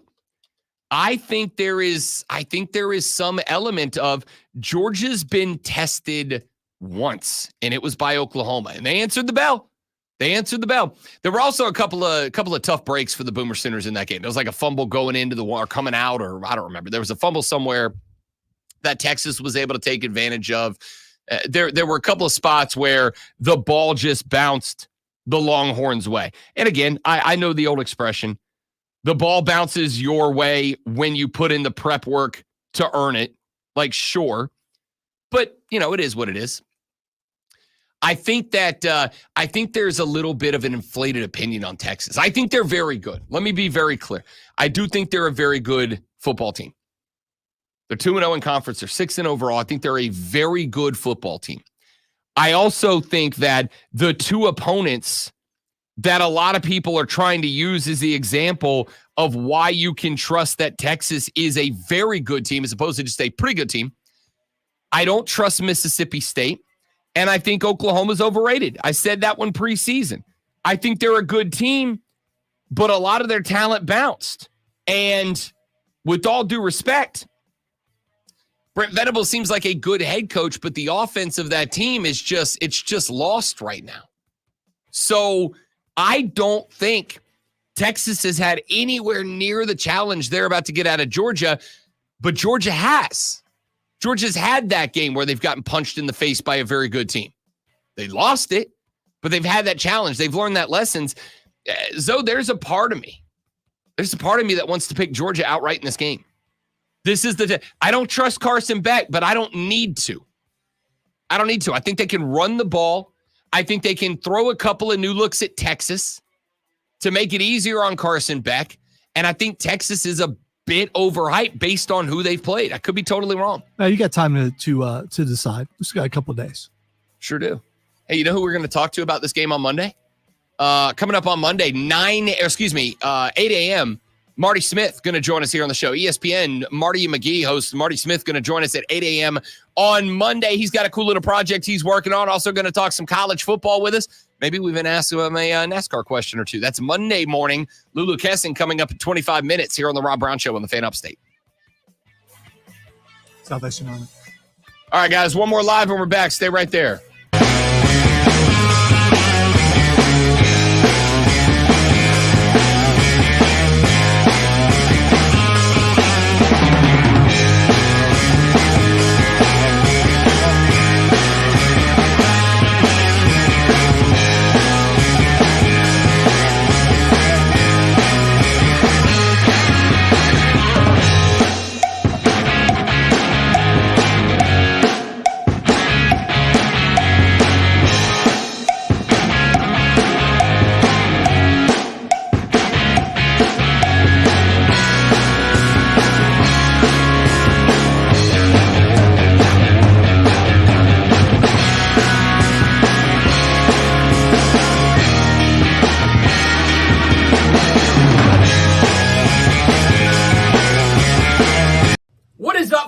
It's Rob Brown. I hope you're enjoying the show. If you're not, I don't know why you're here, but I am glad that you are. Hey, do us a favor. Whether you're enjoying it or not, would you mind sharing this around your social media, please? And thank you, Twitter, X, whatever you call it. I don't care. Instagram, Facebook, TikTok, it doesn't matter to me. Help us get the good word out. We're trying to get famous and rich, and we can't do it without your help. So, The Rob Brown Show is on all social media, or share the YouTube channel, the Facebook page, wherever you're watching this, and we'd appreciate it very much. Now, let's get back to the show. Stick around.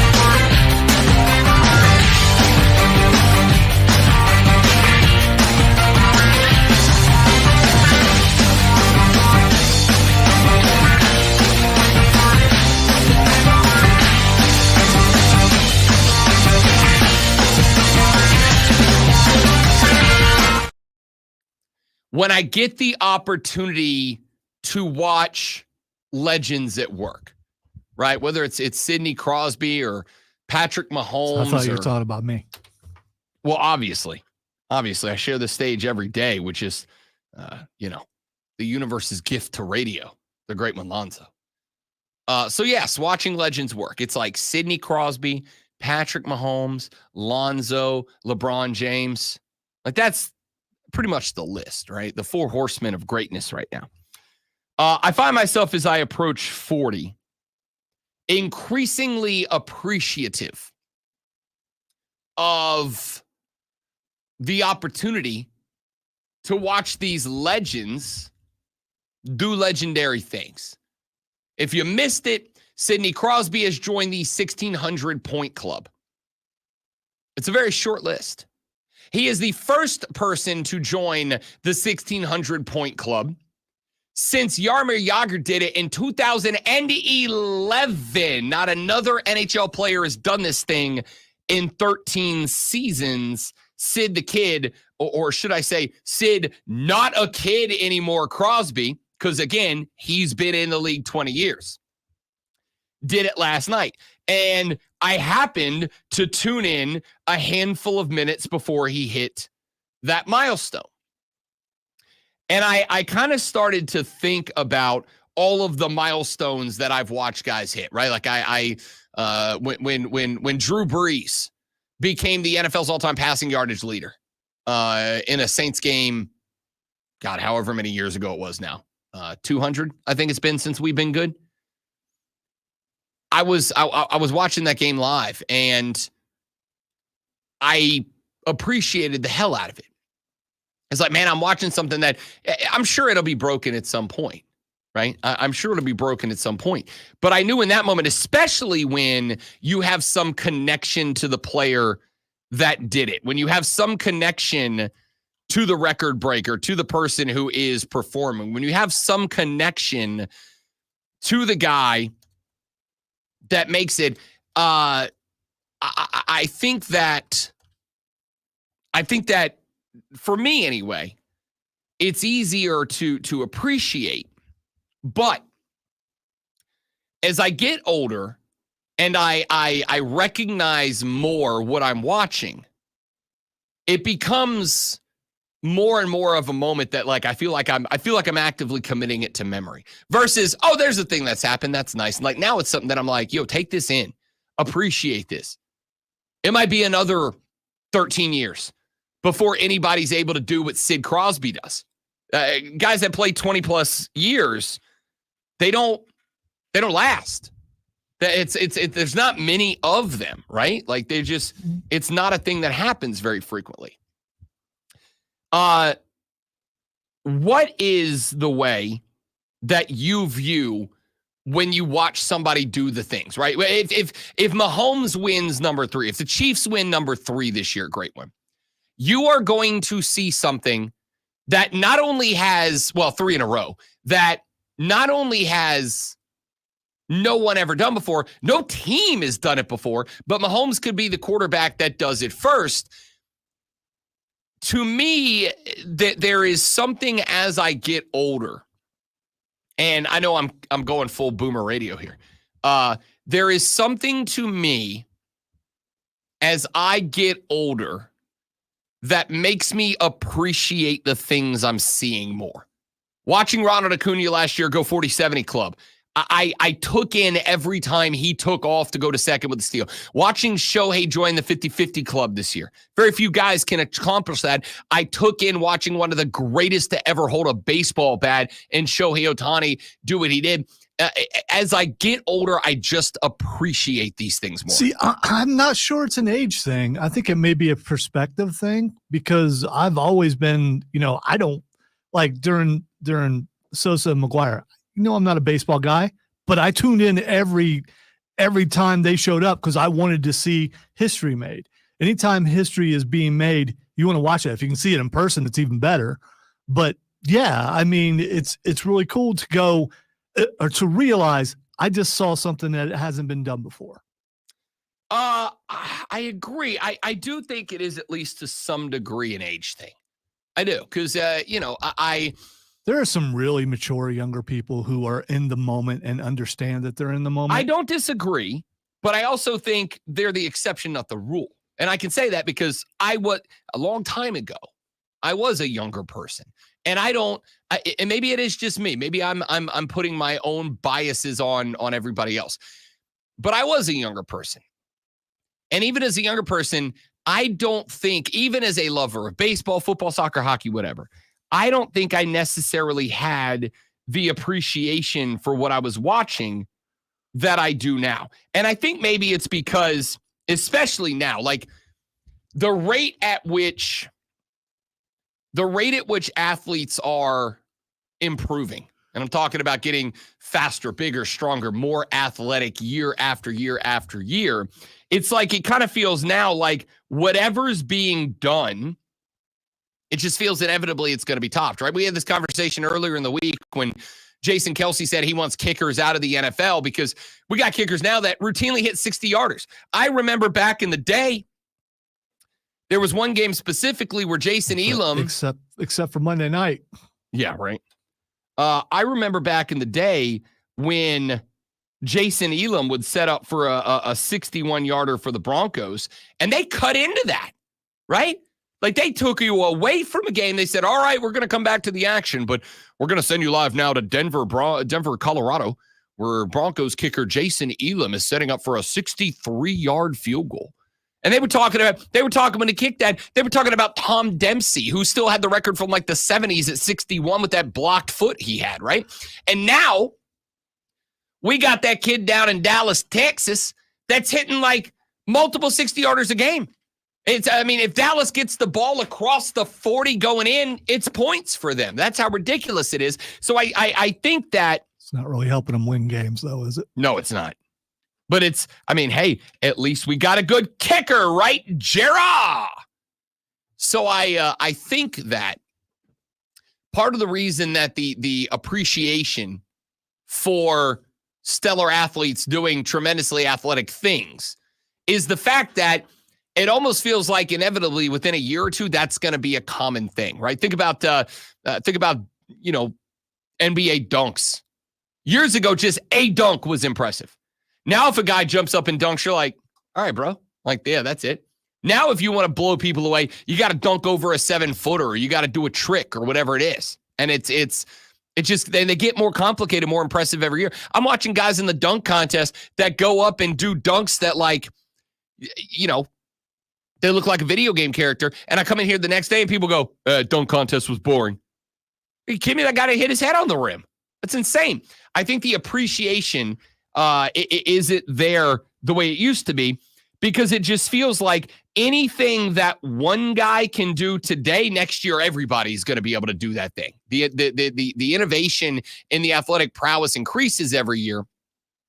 But I will also say now that, like, as I get older, and when somebody says Sid the Kid Crosby is about to break a mark that nobody has broken since Yarmir did it 13 years ago, I stopped watching baseball to clock in on that, because I'm like, this is a moment. This is history. This is something hockey people are going to be talking about for a very long time.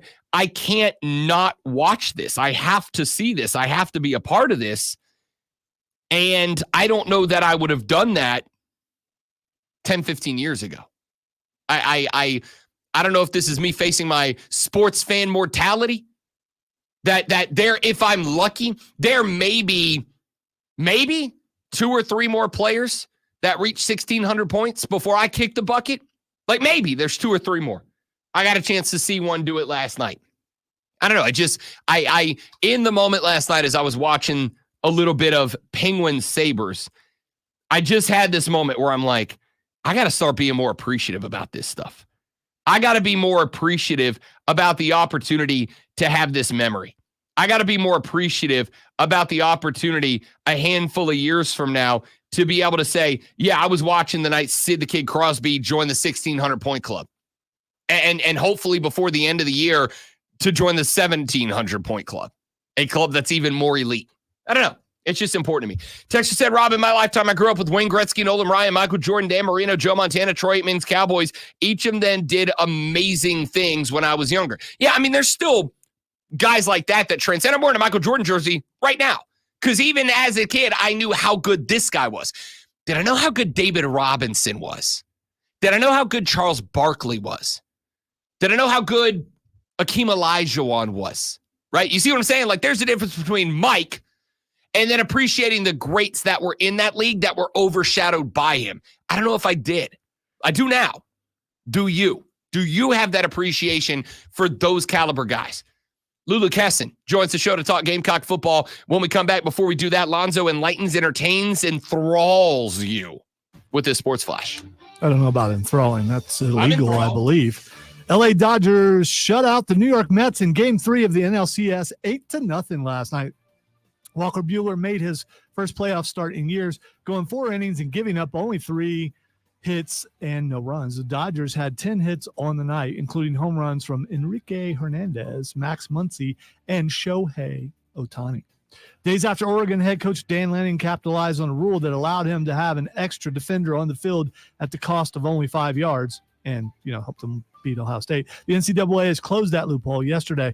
The organization announced that if a defense has 12 defenders inside the final 2 minutes, the offense may not elect to reset or the clock to where it was when the play began, or they may elect, I believe.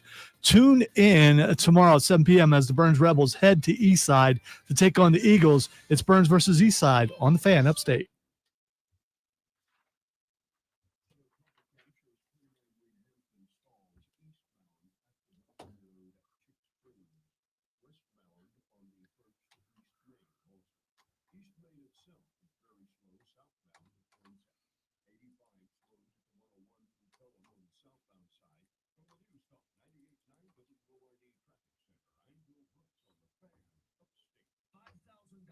That's the average amount of money people in the U.S. are now spending on gas in a year.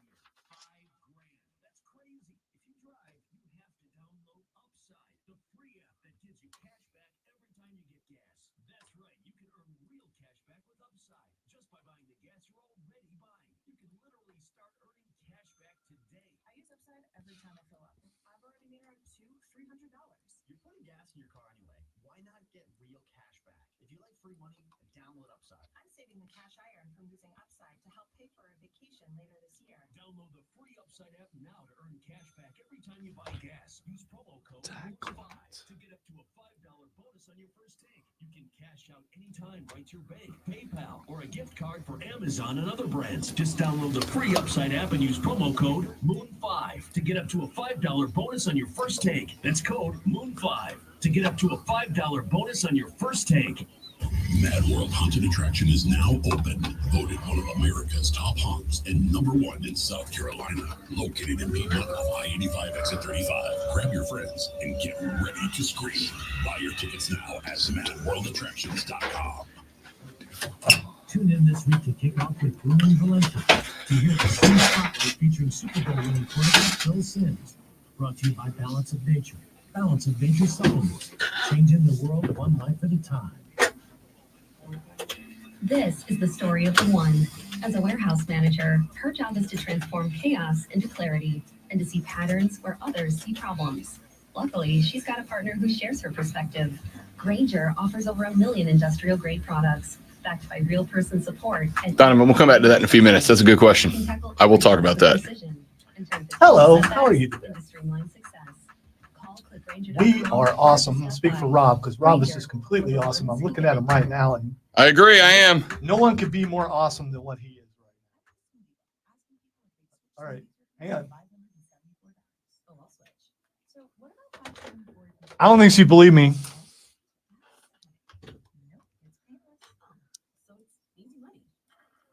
Yep, check Allstate first, and you could save hundreds on quality home insurance today. You're in good hands with Allstate. I'm trying to build him up with positive vibes. No. Do that thing. Do the thing. I could say, why do you not have product in your hair? And that it looks very natural, which is, there's nothing wrong with that.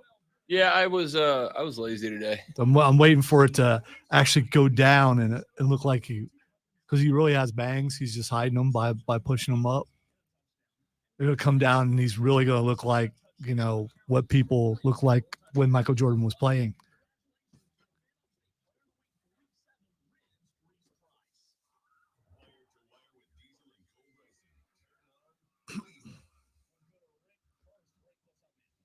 I know I'm not.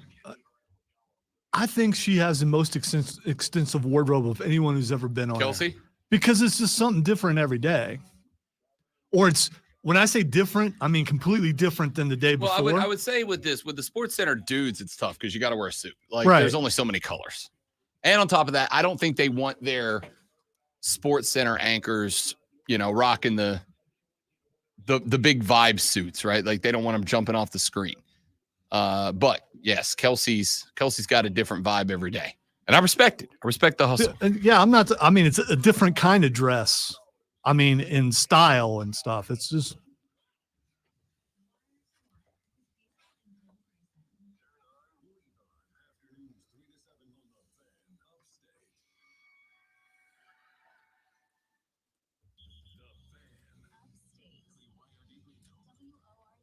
Like occasion when Rob rocks the V-neck, while I find it weird, it's different.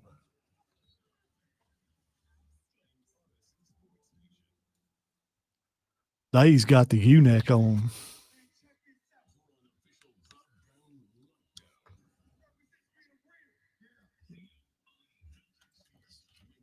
To you, U-neck. Oh yeah. Well, it's U-neck.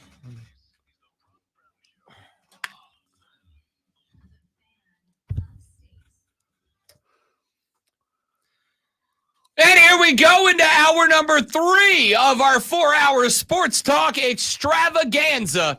That is the Rob Brown Show right here on the Fan Upstate. 8:40, Rashad Beard of the Panther Nation podcast will join us to talk Carolina Panther football. 9 o'clock, Mario Herron, a.k.a. Hating-Ass Mario from the BetQL Network, joins us to talk NFL football. 9:20, Fight Club with the great Alonzo. Will take us through the world of combat sports. I know it doesn't fit, but it's the first No, it thing works great. that I found. I said your name and you club horned yourself. Listen. Alonzo is a superstar. Commendable. I respect it. You get the chance to club horn yourself, you club horn yourself. All right. You know who else deserves a club horn? Deserving of a club horn, in my ever so humble yet frequently correct opinion, is our next guest. She covers the University of South Carolina Gamecock Athletic Department over in Columbia, South Carolina. South Kakalaki. From the Greenville News, Lulu Kesson is here on the show. Yes, indeed, the club horn for Lulu. Good morning, Lulu Kesson. What's up?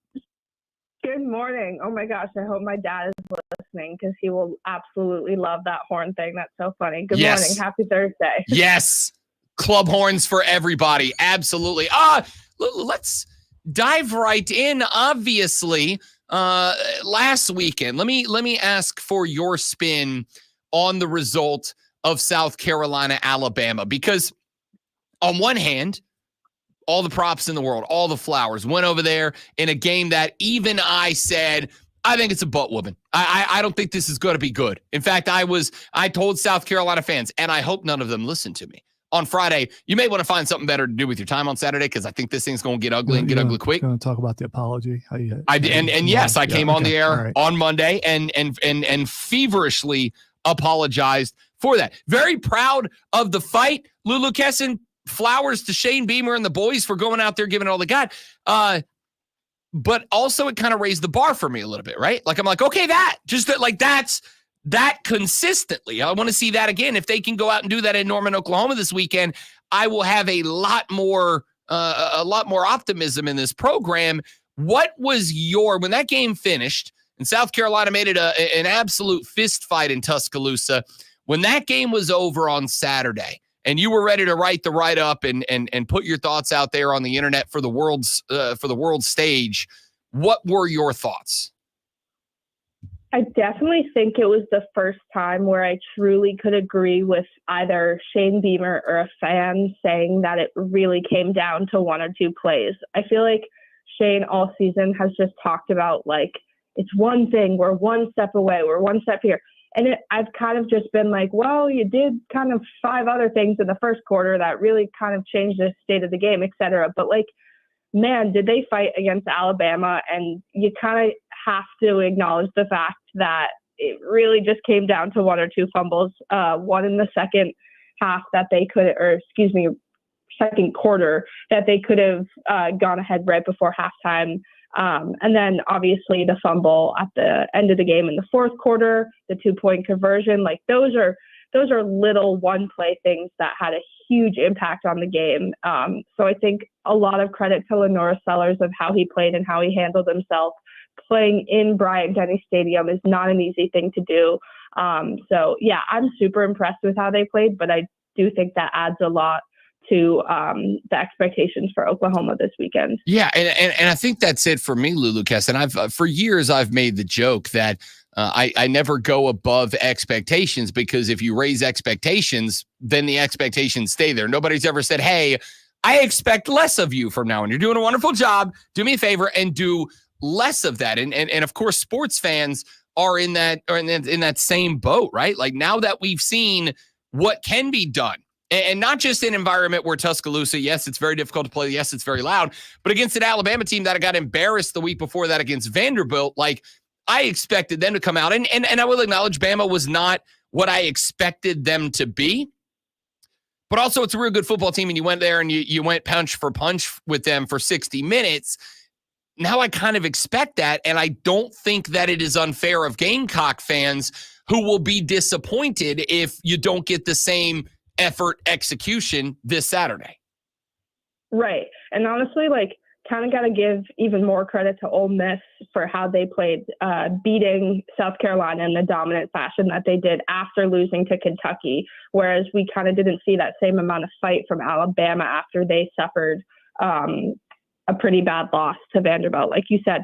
So yeah, I think South Carolina has struggled to find its own identity all season, especially on offense. And I think in general, like, the fan base, the team, however you look at it, is sort of like, okay, how do you want us to judge you? How serious do you want us to take South Carolina football after this Alabama game? Lulu Kessin from the Greenville News joins us every single Thursday at 8 o'clock to talk Gamecock football here on the Rob Brown Show and the Fan Upstate. I want to dial in on LaNorris Sellers, Lulu Kessin, because, you know, and Lonzo and I have been hammering this point home all week long. On one hand, it is year number 1 of LaNorris Sellers as QB1. Number 2, he missed a game and a half, the LSU game, the Akron game, because of the injury. So he's really played effectively, 3.5 games as QB1. I expect inexperience to jump up and bite every now and then. I expect a freshman mistake, if I may call it that, every now and then. I go back and I look at the interception that ended the game, and I'm like, man, you got to put that thing 15 rows deep, right? You got to get rid of that, throw it out of bounds, and give yourself one more play to at least have a Hail Mary chance at it, whatever. But then there were also some spots where LaNorris Sellers, I think, was making good reads, was turning the ball up the field and keeping it on his own, was utilizing his body to drag defenders out of the way and open up routes that might not otherwise have been there. I can see a lot of good out of LaNorris, even though there are still a handful of those young man mistakes that are popping off the camera at us here and there. What are your thoughts on where LaNorris Sellers is, both as a player and in his development as one? Totally. And I think a thing to look at, like you said, he's played 3 full games in 5 quarters. It's really hard to get rhythm when you're constantly kind of facing these injuries. Dowell Loggins, offensive coordinator, has just asked for improvement every week. I don't necessarily know if you can say the Ole Miss game there was improvement from Sellers, but at the same time, that was his first game back from injury. So you do have to put that factor in there. But that being said, I'm very, truly impressed with LaNorris lately. I think he's handling himself well in these really big situations. I think what really speaks to his ability, so the 4th and 1 play with Mazio in the second quarter, I want to say, the touchdown that he threw, that wasn't in the playbook. They had never practiced that. Granted, not saying that's like, oh, he's the first quarterback to do anything out of the playbook, But I think that just speaks to like, okay, he knows he has an arm. He'll use it. He trusts his receivers, which a lot of people would not have said game 1, game 2.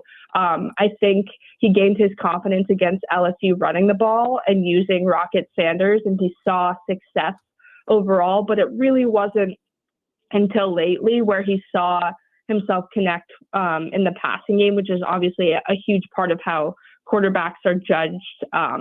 So I think overall, if Sellers really builds off this Alabama game, and I'm not trying to be a broken record on kind of the importance of going from Alabama to Oklahoma, but I truly think that the only way you can really assert your dominance in the SEC and prove that you are improving is to build off of a game like Alabama, where they were close at the highest stage in the most chaotic environment. And if he doesn't have a fantastic performance and isn't super assertive against Oklahoma, then it is a lot harder to judge. We are talking with Lulu Kesson from the Greenville News. Joins us every Monday to talk Gamecock football. And you can center this around Lenoris, around Rocket Sanders, around the offensive line, any way you want to, Lulu Kesson. But my biggest, I don't want to say complaint, criticism, discussion, whatever you want to call it, has been about player development under Shane Beamer, because the recruiting is obviously there. It's as good as it's been since Steve Spurrier was there. That you've seen some talented guys, Xavier Legette, Spencer Rattler, that have been won over and come through South Carolina. But I get concerned that player development is a little bit slower under Shane Beamer's tenure than it is for maybe some other coaches, guys like Dan Lanning that are jumping up into the national spotlight. How do you see the developmental program of South Carolina for guys, especially young guys like Lenoris Sellers? Do you think it is working? Is it just something that's overblown? Where do you fall on that? I wouldn't necessarily say as a blanket statement that it isn't working. I think concerns there are valid.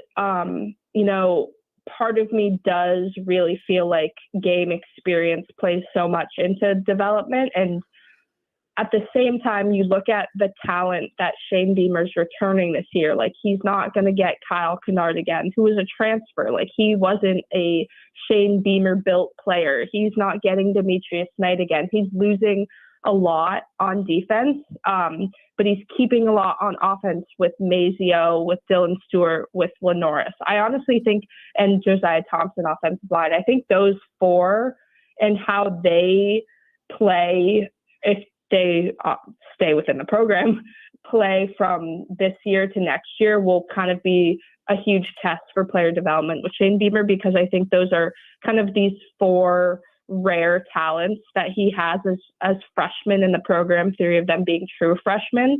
And if there isn't rapid improvement and sort of this buy-in on what they could do for the program long-term, then I think the concerns that you're mentioning are even more valid. We are talking with Lulu Kesson here on the Rob Brown Show in the Fan Upstate. Let's look ahead to this game, Lulu, against the University of Oklahoma. Oklahoma got embarrassed by Texas last week. In fact, I said on Monday, Saturday's interesting because it is, you can draw some pretty direct parallels between Oklahoma and Alabama, right? The week before, Alabama got embarrassed. The week before, Oklahoma got embarrassed. Tuscaloosa, Alabama, very difficult place to play. Norman, Oklahoma, very difficult place to play. Alabama needed to make a statement against South Carolina. Oklahoma needs to make a statement against South Carolina. So the good news is, been here, done that, got the t-shirt, and not particularly long ago. How do the Gamecocks make sure that they bring that same energy, that they take what they learned in that last game against Alabama and apply it to Oklahoma? And how do you see this game kind of shaping up in a broad sense? Yeah, I think the stadium comparison is valid. It's obviously fun for Shane Beamer, who worked on Oklahoma's staff for 3 years. The hotel that South Carolina is staying in this weekend is where Beamer lived when he first moved there and was looking for housing before his family was able to move with him. I think, honestly, South Carolina needs to realize that it's not about, making an impression. Like, they all said, like, we weren't doing cartwheels when we were, down 2 against Alabama. And I do believe that, but I do think that this week there should be more mental emphasis, like, hey, you have to win this game. I know that I think last I checked they're like the 4-point underdog or something, but truthfully, I think they're better on paper right now. Oklahoma's really injured on offense. And South Carolina's defense, like if they've played the way that they have all year, if their secondary takes away Ryan Williams and it doesn't find a way to win against Oklahoma, I think that's when they could potentially be in trouble the second half of the season, because right now they only have 3 wins. They have 1 SEC win. They need a conference win bad. They have a bye week coming up right after this. I think Oklahoma's loss to Texas is different than Alabama's loss to Vanderbilt. And I truly just think that this is a really, really, really big road win and will speak a lot to South Carolina's identity. Not saying Oklahoma isn't a good team, but right now I take my confidence in South Carolina. And if they don't deliver, then I think it's valid to raise a lot of questions. We are talking to Lulu Kesson. You brought up the words must win, Lulu. And here's the thing to me.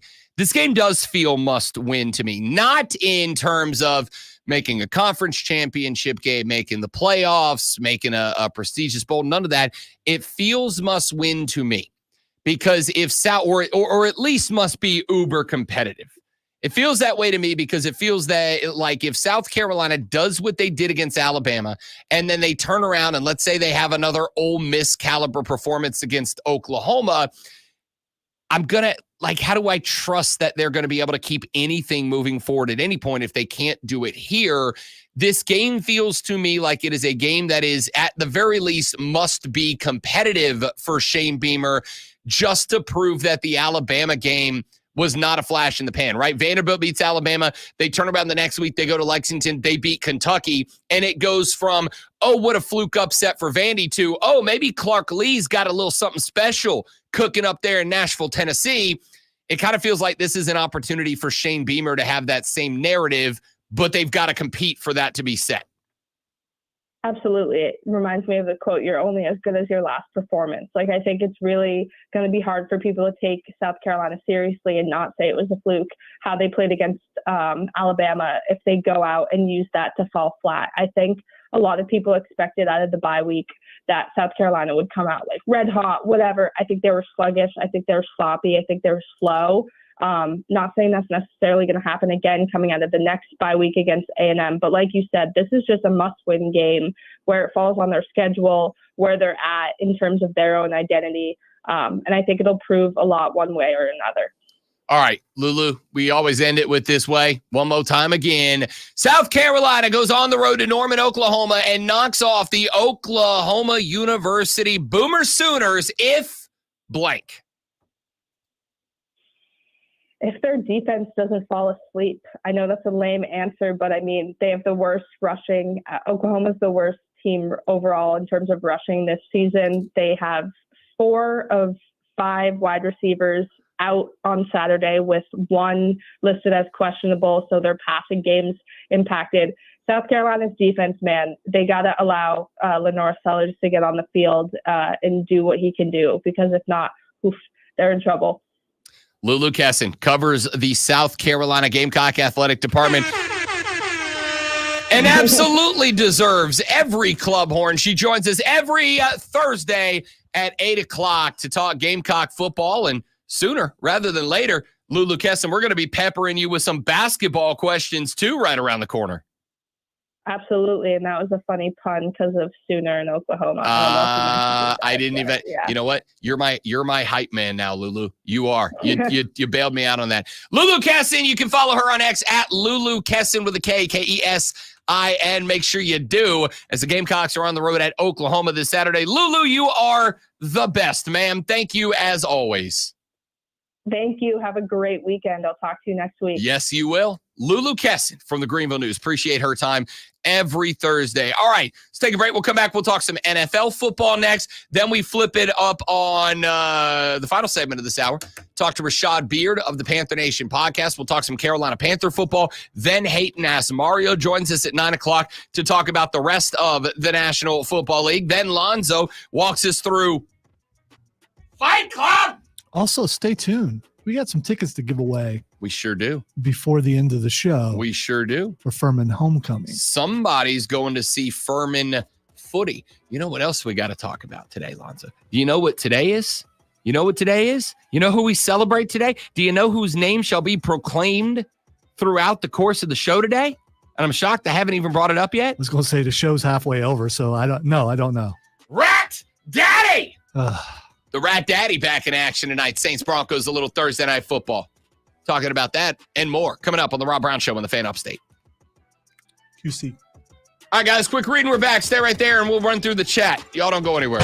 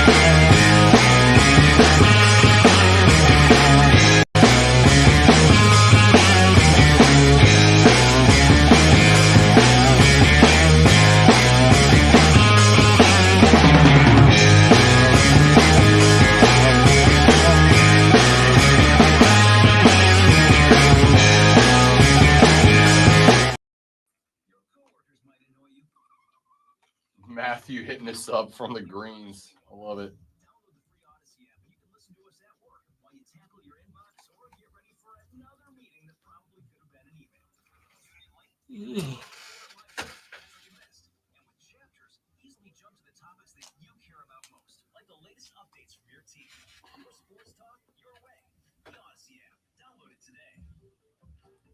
Today, frost in the morning, then sunny with a high of 64.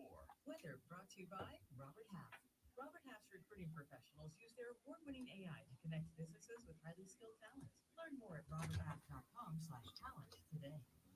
Sponsored by ChumbaCasino.com. Introducing Chumba Casino, an online social casino that's free to play. Head on over to ChumbaCasino.com now to join in on the fun. No purchase necessary. VGW Group void were prohibited by law. See terms and conditions 18+. A tough loss for the Burns Rebels this past Friday night as the Gaffney Indians defeated the Burns Rebels. You got 20 seconds. Why you wait till now to do it?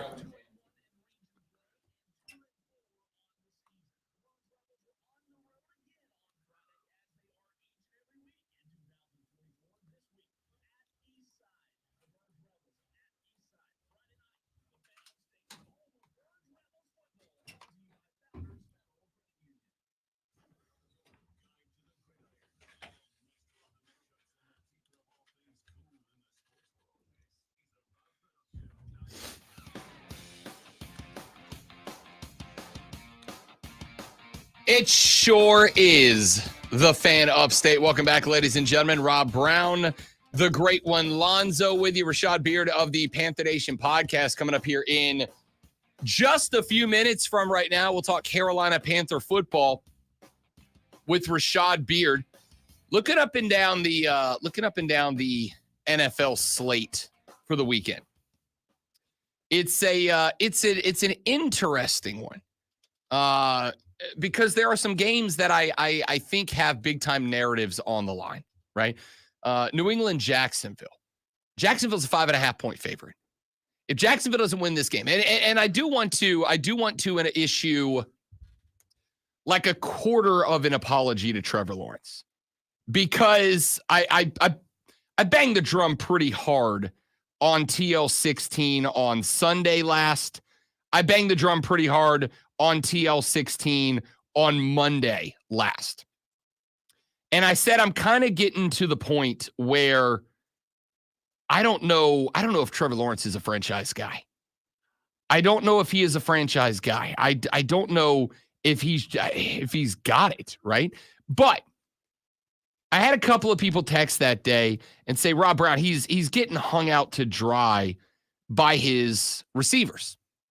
I was like, all right, let me go check that out. I went and looked at the game, at the Jacksonville game. And those people ain't wrong.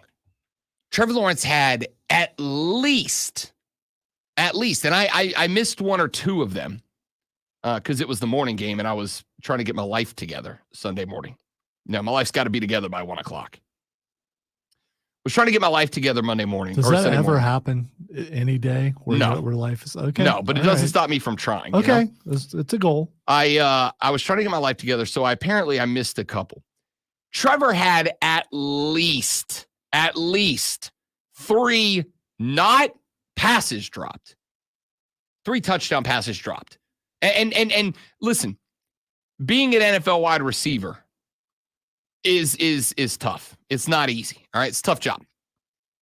But All right, were these easy catches? yes, Lonzo, when I tell you that these were just flat out dropped touchdowns, I'm not talking about like, oh, it was a, diving, falling over, spinning, one hand outstretched, and it hit him on a one hand. I'm talking my dude was putting it between guys' numbers and they were just dropping it. I mean,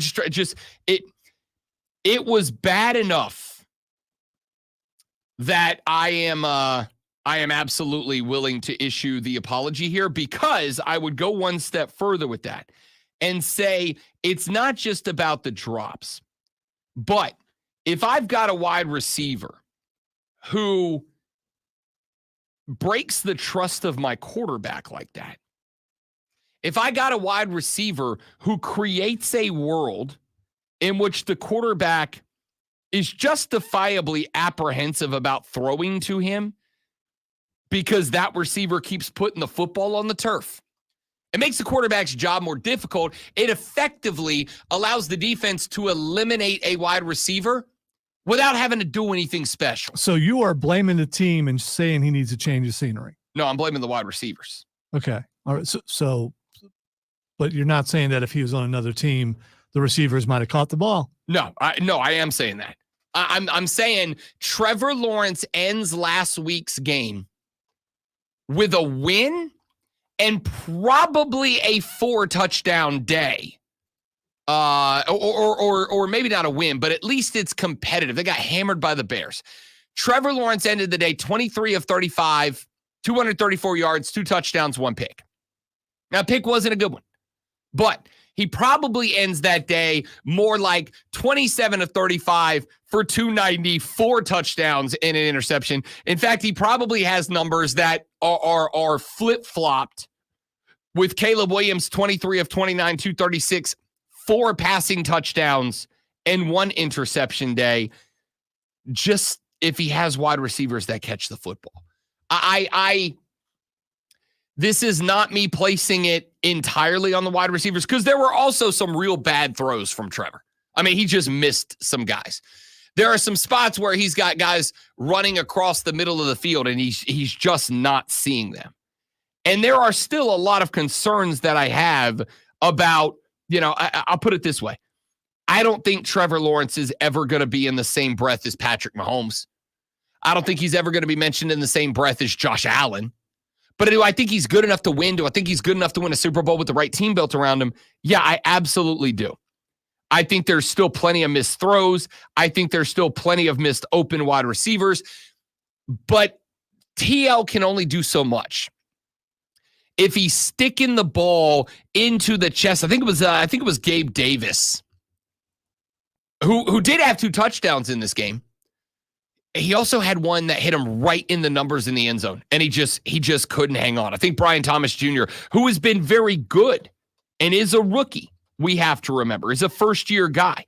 I think he had one that was going to end up being a tutty if he hangs on. I am not absolving Trevor Lawrence of struggles this year. I still think there are a lot of elements of the game that Trevor Lawrence has got to get better at. What I'm saying is, I wonder how many other games where Trevor Lawrence finishes with 215 yards and a touchdown, where that number realistically should have been more like 275 and 3 touchdowns. Because this game against Chicago should have been. I'm not saying they would have won the game. I'm saying the fact that they got blown out. Trev missed some guys, but some guys missed Trevor too.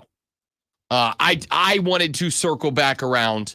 And I wanted to say, I want to offer like a 28% apology to Trevor Lawrence. There's still a lot he's got to get better at. There's still a lot that he's missing on. There's still a lot he's getting wrong. But there's also a lot of guys around him that are getting it wrong. It turns out, I think Jacksonville just maybe isn't as good as we thought they were going to be. And he is part of the issue. But I'm going to give him a lot of leeway. How good did you think they were going to be? I mean, did you really think they were going to compete for at least a win there? Yes, division. Okay. Yes. I didn't say they would outright win it. I thought they'd be in the hunt for it. And certainly what I can tell you is I did not for a second think that at this point in the season, we were going to be looking at a Jacksonville Jaguars team that's 1-5. If you'd have told me 2-4, and if you'd have told me 3-2, I'd have been much more on board with that. 1-5, competing with that number 1 spot with Carolina. They lost to the Browns, dude. Yeah, that's pretty. You know what I mean? I don't know what else to say with that. All right, Rashad Beard of the Panther Nation podcast joins us next to talk Panther football on the Rob Brown Show on the Fan Upstate. New life. All right, guys, live, and we're back with Rashad. Don't go anywhere. Stay right there.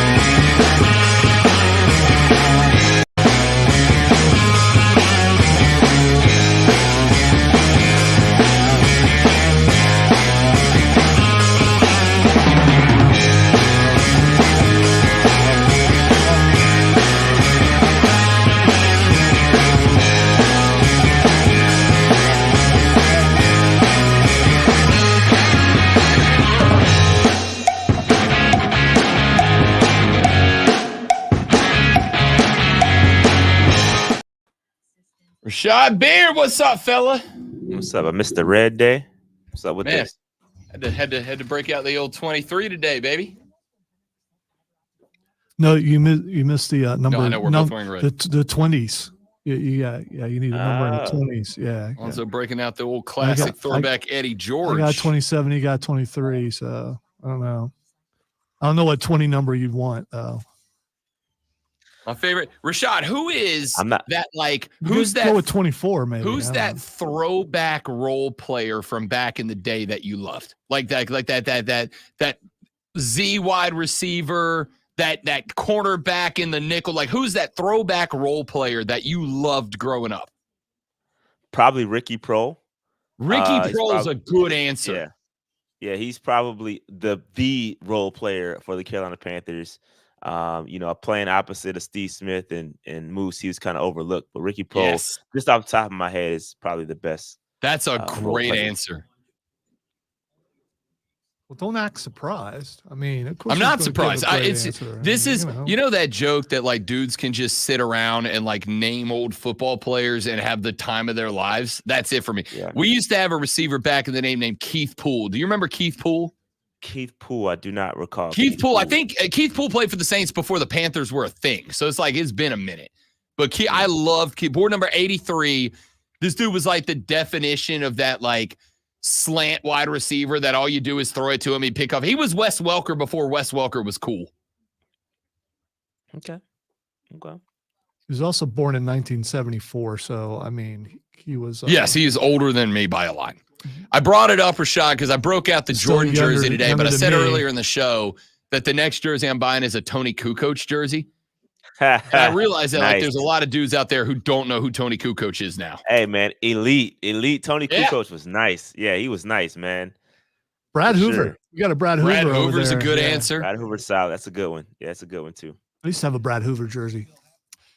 I was scrolling Twitter earlier and a video of Willie Roaf came up. And I'm like, dude, you Come got to be on. hard to be like, Back big to offensive front. tackle guy over here. I mean, little arms, but his benching. I mean, well, his arms look little, but his back to chest was like I was gonna say, 4 feet. I mean, it was a barrel with legs. Yeah, We both had some time with Willie Roaf. we did.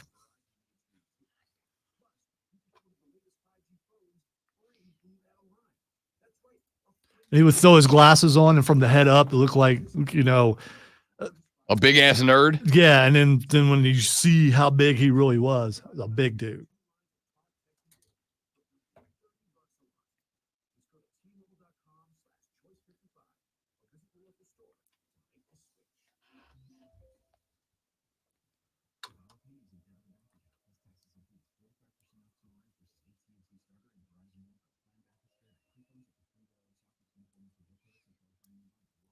So if you had a chance, Rashad, when you guys are doing pictures, to put your co-host in a headlock, would you have done it? Because I got to do that the other day to Rob Brown. He was not expecting it, It was a pretty headlock, though. Yeah, I don't know about that. I don't know about that. Thank you for being normal. What about the other way around when he put you in a headlock? Nah, that's not happening. Okay, all right. Not trying to cause division. I was just curious.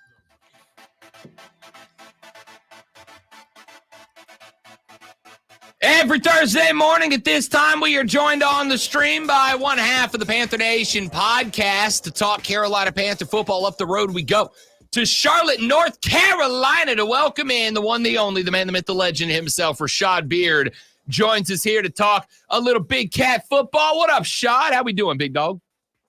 What's going on, guys? Man, just another week of football. Another week of football. Is that just how it is for you right now? It's just like, here we go again. Yeah, this is how it is, man. It's hard to get excited. We hit the peak after that Raiders game, got really excited, and then kind of back to reality here with the current version of the Carolina Panthers. So that's kind of where we are. It is, man. Like I go back and I looked at the, you watch the Cincinnati game and again, I think Cincinnati's a better team than the record indicates, right? Like I think Cincinnati's going to be around at the end. I'm not calling the playoff run, but I think they'll be around. I think, and you're competitive in that game. And then you turn around the next week and it's like you forgot every damn thing that you learned in that run up. What do you chalk that up to? I don't know. I do not know. It's frustrating. I think it really largely depends on the team we're playing and the type of defense we're playing. Atlanta's defense is not the best, which is why I believe we were able to hang with them. Obviously, we couldn't score enough points to keep up with them to win the game. But defensively, the Falcons aren't that great, which is why we were able to hang. Prior to that, when we start to play these tougher defenses, we're going to look like we don't belong. And that's what's happening. That's what's happening. You're relying on a defense that isn't very good at the moment, doesn't have the pass rush that it needs. So I don't know. I think it's just largely to the level of competition, to be honest. It's interesting to me because I agree with you. I think Atlanta. I was wrong on Atlanta. It's gonna be a fine offense. They're gonna be able to put up points, but defensively they'll give them away. We saw that in that game against New Orleans. We saw it against you guys. Like points are on the board. I guess my frustration is we made the argument. One of your listeners in the PMP Army a couple of weeks ago made the argument that you make the switch to Andy Dalton so that Dave Canales could show that his system works, even if not under Bryce Young. And then we turn around, run it back a week later, and it's like, oh, maybe not, right? And so I'm kind of conflicted on, is the Vegas-Cincinnati game Carolina Panthers the real deal, or are the Panthers from this past weekend the real deal? And it's frustrating to me, Rashad, because, we know ball, and ain't neither one of us got an answer right now, and it's a little frustrating. Yeah, it's frustrating. And let me just be clear. I don't think this offense would look as good with Bryce under center. I do think Dalton is the much better quarterback, and I do believe that Dalton gives us the best opportunity to win. However, we are still ending up with an L at the end of the day, right? And so we're still in the same spot we were, whether Bryce Young is the starter or not. I had a big argument on the show. We go live every Tuesday, by the way, every Tuesday night, 8 p.m. We had a big argument on the show about this situation, about what we do moving forward. And if we're going to end up in the same situation with an L at the end of the day, and I do understand losing with a little bit of swagger helps, right? I.e. the Falcons and the Bengals games. But at the end of the day, you need to figure out what the deal is with Bryce. And, Canales keeps saying that Bryce Young he's going to be around for the long term. You're not going to trade him, blah, blah, blah, blah, blah. And you got to find out if there's no better experience than live action. And if him just sitting on the bench watching Andy Dalton is not going to help much. You got to get him out there, and let's know by the end of the season whether we need to move on or not, because we don't have time for us to wait. Let Andy Dalton play through the season and then throw Bryce Young back out there again in next year, and then we're right back in the same spot. Let's know by the end of the season if Bryce Young is the guy. So get him out there and let him sink or swim. Talk to me a little bit about that, because I got to tell you, the more I watch this play out, the more I'm starting to believe, and I appreciate Canales' power of positivity out there. Talk to me a little bit about your belief that Bryce Young will be a Carolina Panther and will be QB1 next year. Yeah, I don't think that's going to be the case. I think that Canales is going to go get his guy. I'm a firm believer in that every coach needs the opportunity to get their own guy that they can go down with, right? And unfortunately, or maybe fortunately for Canales, he didn't pick up either Dalton or Bryce Young. So he has the opportunity to go out there and get his own guy, which I do believe is going to be the case. I believe he's going to go out there and get his own guy. I just don't know that Bryce has it. And I know that Panther Nation feels that, right? Panther Nation is out on Bryce as a whole, and that's okay. But I need Canales and the leadership in the organization to also back being out on Bryce. And that does not appear that they're fully out. They still got one foot in the door. So let's let him play for the rest of the season, see what you got. And if he ain't got it by the end of the season, he's going to one, improve his stock or destroy his stock. But at the end of the day, who cares? The stock is about, we need to care about the Carolina Panthers stock. And right now it's down. It's way down. So we need to get it better. So I ultimately believe Canales will get his own quarterback. I'm interested in that, and I'm starting to lean that direction as well. We had somebody in the chat point out a second ago, of course, this defense isn't going to be any good when you have 7 starters out. I mean, listen, there's no denying, Rashad Beard, that you guys are as banged up as any team in the league right now, which makes it even more difficult. Forget winning, just to look like a competitive NFL team. Is there any part of you that makes the results you're getting easier to accept, knowing, hey, man, if we were fully healthy, it wouldn't look like this? Sort of. I can harken back to game 1 though, when we did have Derek Brown and Shaq Thompson, and we still got 40-something points put on us. But it's one of those things you're not gonna know, right? It is unfortunate. I believe Derek Brown is the best player on the team, so obviously him being out there on the field is going to impact the results. So ideally, yeah, it'd be nice to have him and Shaq and all the other guys. You know, we are getting some guys back. Dane Jackson's practice window is open. Sam Franklin, who is an elite special teamer, he's coming back. So we do have some guys coming back. Don't know when Wanham is coming back. We have no clue with him. Clowney should be working his way back. So we should be able to get better defensively as we progress throughout the season. So that shouldn't be a problem. But yeah, so there is a little hope with the defense for sure. We're talking to Rashad Beard, host of the Panther Nation podcast, joins us every Thursday at this time to talk Panther football. As we look ahead, Rashad Beard, to the back half of the season, let's kind of set some goals. We're obviously now just at the 1 quarter mark, but it's not exactly like everything's going to get super easy for you guys the rest of this ride here. You still got a handful of divisional games. You got Jaden Daniels and the Commanders. You got to go out to Denver, and I'll tell you, Bo Nix looks a hell of a lot better than I thought he was going to this season. You got New Orleans coming to the house. You got a Giants team that loves to run the football right down your throat coming to the house. If I told you right now you could see some development, like pick one spot you want to see the most development on the football field for Carolina, let's say over the next 3 or 4 weeks, what's your emphasis? Man, I would like to see us run the football more. I came up here last week and said, hey, we need to get Chuba Hubbard to run the football at least 25 times a game. That's not happening. He is one of the top 5 rushers in the league right now, and he's not getting the touches he deserves. And I believe firmly if we continue to run the football in the Falcons game, we would be sitting potentially with a W. We were only down 8 points for Andy Dalton through the interception, which basically ended the game. So I want to see us run the football more. I'd like to see Jonathan Brooks out there. He's getting ready to his practice window's also been activated. I also don't think he's going to get a ton of work, but I would just like to see him out there get a couple of reps, get his feet wet to see what we have going into next season. The rest of the season, like you said, is about development. Defensively, I don't know what we're going to do, if we're going to stick with Evero or not. That's a tough one to call. Obviously, Salah's out there. He's going to be available, so I can see us making the call there. But quarterback-wise, it would be nice to see Bryce Young turn the corner. I don't think that's going to happen. But if I had to put it on the wish list, let's throw it up there. All right, a couple of guys I want to get your thoughts on, and then we'll let you go. The first is John Brooks, who you brought up a second ago. The window's open does not mean that he is playing this week or next week, just that he's in that window to make a return. I kind of like adding that dynamic. This kid can has a little bit different game than Chuba Hubbard does, is an excellent pass catcher out of the backfield, so I'm interested there. And the other cat is a guy that I think is starting to show some flashes, a guy you and I were both really high on, and that's Jalen Coker. We both talked about him a lot in the preseason, and we're kind of waiting for him to get involved. What do you think the impact of those two young cats is going to be?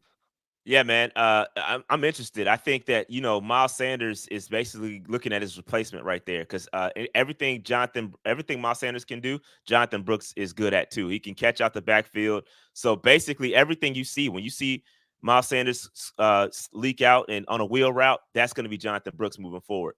So I think that he's going to be great. I think he can run between the tackles. He's elusive, good vision. So I'm excited to see Jonathan Brooks out on the field. I think it's going to be a big impact. You could go back to the double trouble years. When the Carolina Panthers were great, we've always had two running backs. And so I believe we can get back to that if we decide to keep Chuba Hubbard moving forward. But I want to manage expectations there with Brooks, though, because I don't think he's going to get a ton of reps. I think he's going to be just kind of ease back in coming off the ACL. You don't want to do it's mental for him, right? We don't want to get him out there and lose everything. Lose his confidence while he's out there. With Coker, man, yeah, Coker's a good route runner. Want to see more of him.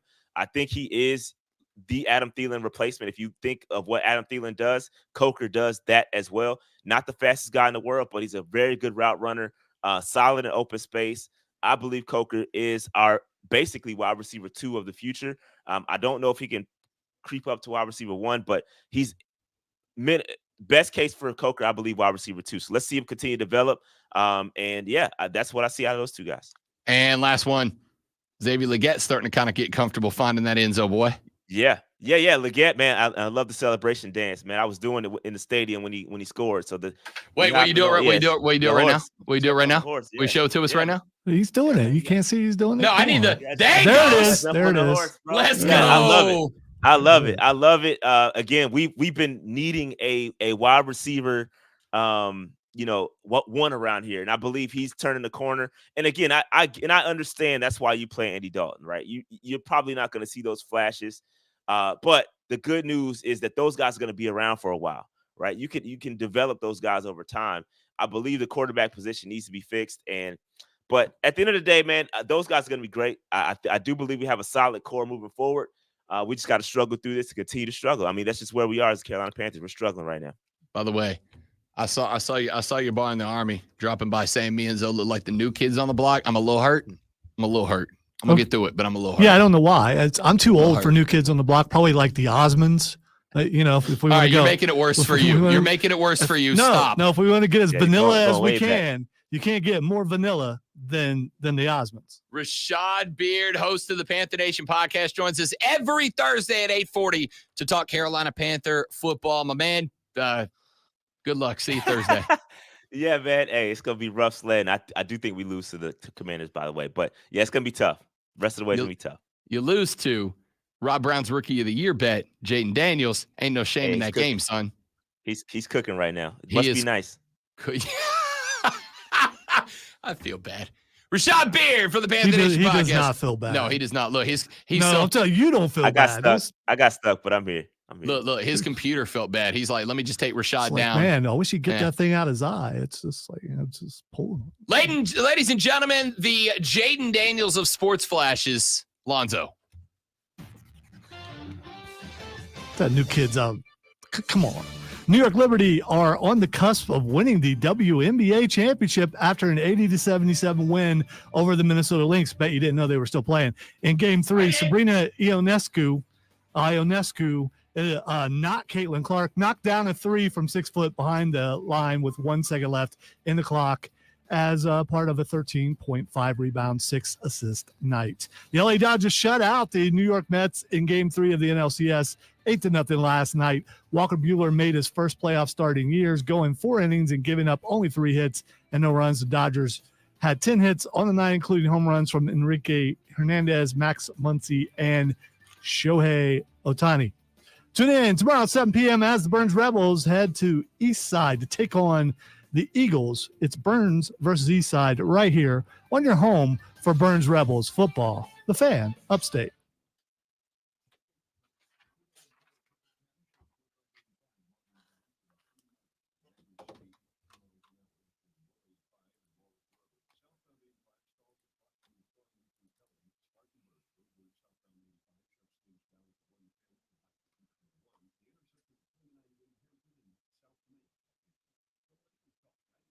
By the way, if you're still there, as far as boy bands goes, if I was going, I would probably go New Edition. I had all their stuff back in the day. Definitely not New Kids on the Block. And it's just because Rob is wearing that, basketball jersey. That's all.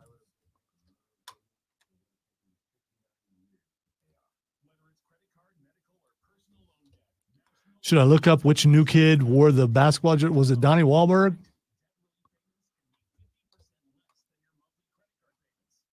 Was that like 98 degrees or one of those?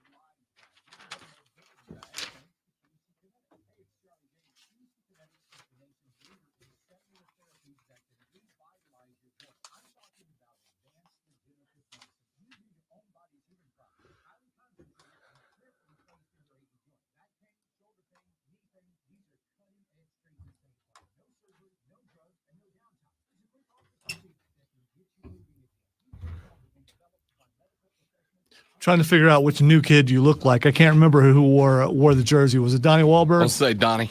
Okay. Wouldn't be bad to be Donnie Wahlberg right now, seeing who he's married to, and also the fact that he's one of the stars of Blue Bloods. I And believe owns it a is. burger restaurant. Well, with his other brothers.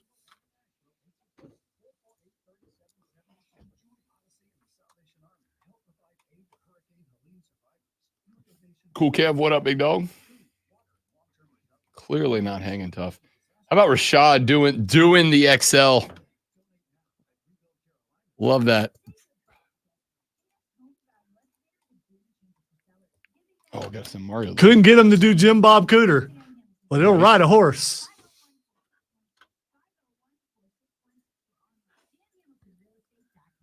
Well, since you went really late, we got plenty of time. I'm just saying.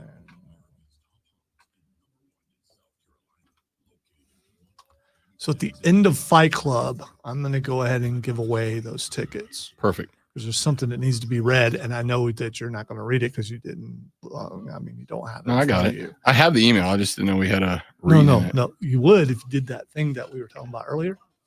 Oh, I got to go in there. Yes, I'll read it. I'll just do it at the end of Fight Club. Okay. Unless you really want to be the guy to do it. You can. Nope. I don't have that big of an ego. That might go over my 25%, but technically that's just work, so that doesn't count as on air time. So, He needs a good patient doctor. And he doesn't have the patience to sift through hundreds of resumes. Indeed, you do. Get 1 hour to go. Not nearly as bad as you're trying to make it out to be. It's been a good show. Stop it.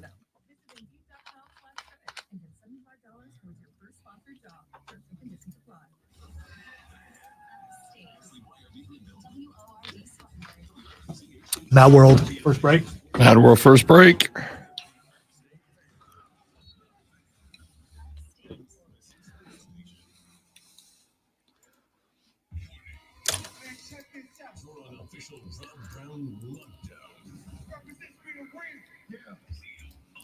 Guess we're getting avoided by Washington.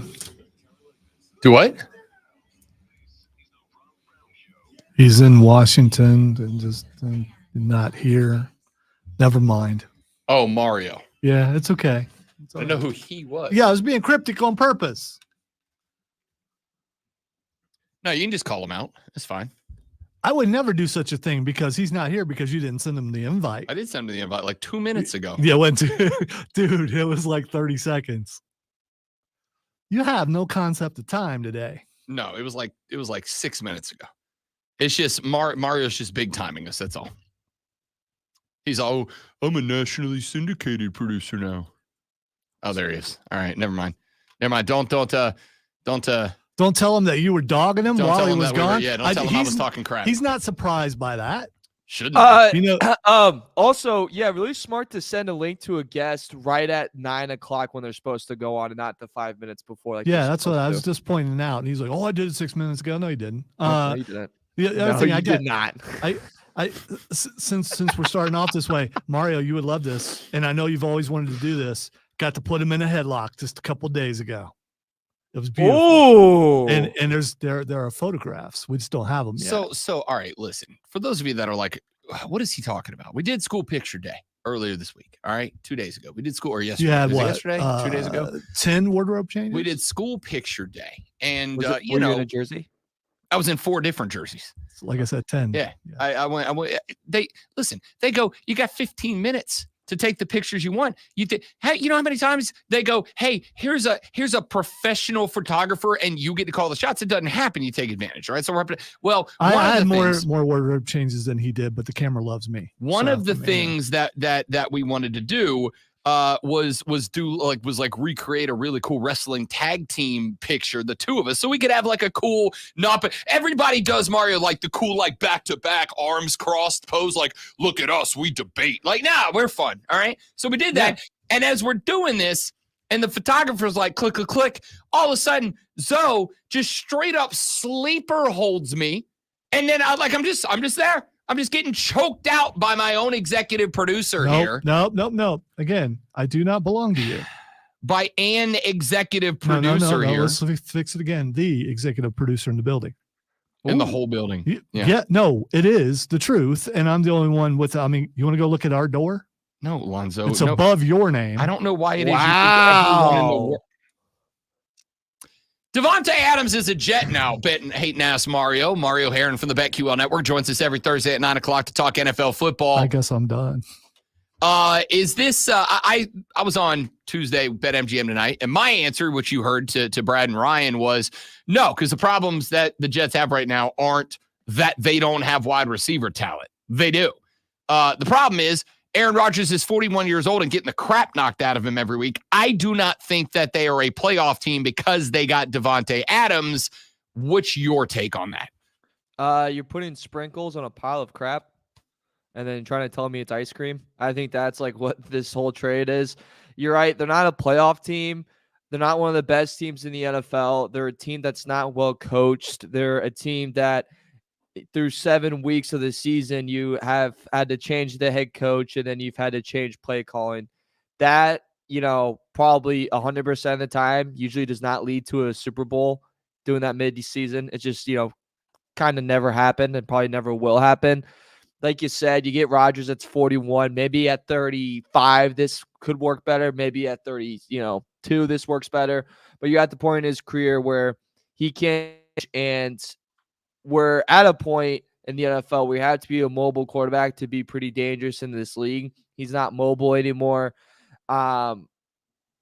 This team sold itself on being a QB away from being really successful, and it turns out that there are multiple things away from being very successful. So I don't think getting Devontae Adams really changes a lot of things, guys, and I still think they're in the same spot that they were in 2 weeks ago. I don't think there's anything you need to buy in on with this New York Jets team. I'm in the same boat. In fact, if there was a move that got made this week that I think does elevate a team from level to the next, it's Amari Cooper going to the Bills. I think giving Josh Allen that wide receiver that, as much as I love Keon Coleman, and by the way, Keon Coleman has looked much improved the last 2 weeks. They come up on him. He's hitting 9 routes. They're taking the 9 routes away by playing up close. He's killing them on those quick screens and underneath slants. I like where this kid's going, but the route, the role he's filling right now is as a number 2. Now you're giving me a certified over the top number 1 in Amari Cooper, and it relieves the pressure on Josh Allen. I think the Bills got dramatically better with Amari Cooper than the Jets did with Devontae Adams. I completely agree, because I think with the receiving core now, they're asking a lot of them to be things that they will be later on, but they are not right now. And they realize, I think, also in this year that, hey, looking around at our division, so the Pats just go to Drake May, and Drake May, looked very good, but that team's miles away from being even mediocre in this league. The Dolphins, Tua can't get healthy. Julian Phillips goes down. They're a disaster. So you go, okay, that doesn't look good. And you look over at the Jets. You go, well, Jets, you can't, put your right foot in front of your left foot at all. They're like, all right, this is our division again. This is our, moment again. We have another year where we can probably make a, deep playoff run. The Chiefs are undefeated, but, you don't sit here and tell me that they look like they're unstoppable. So I think they kind of realize in the moment that we have a team that's still pretty capable of making a run. What's one piece that can help us? You have Amari Cooper, who's still a very great receiver in this league. If you look at his separation rate in the NFL with wide receivers, it's actually one of the highest in the league. It's just he has Deshaun Watson throwing him the football, and he can't throw him the football. So with Allen and him having a connection that's going to take place, I think it relieves a lot of duties from Keon Coleman, who, like you said, the kid's going places. But to say this year, hey, we need you to be wide receiver 1, we need you to make a big play in big moments, I think is a lot.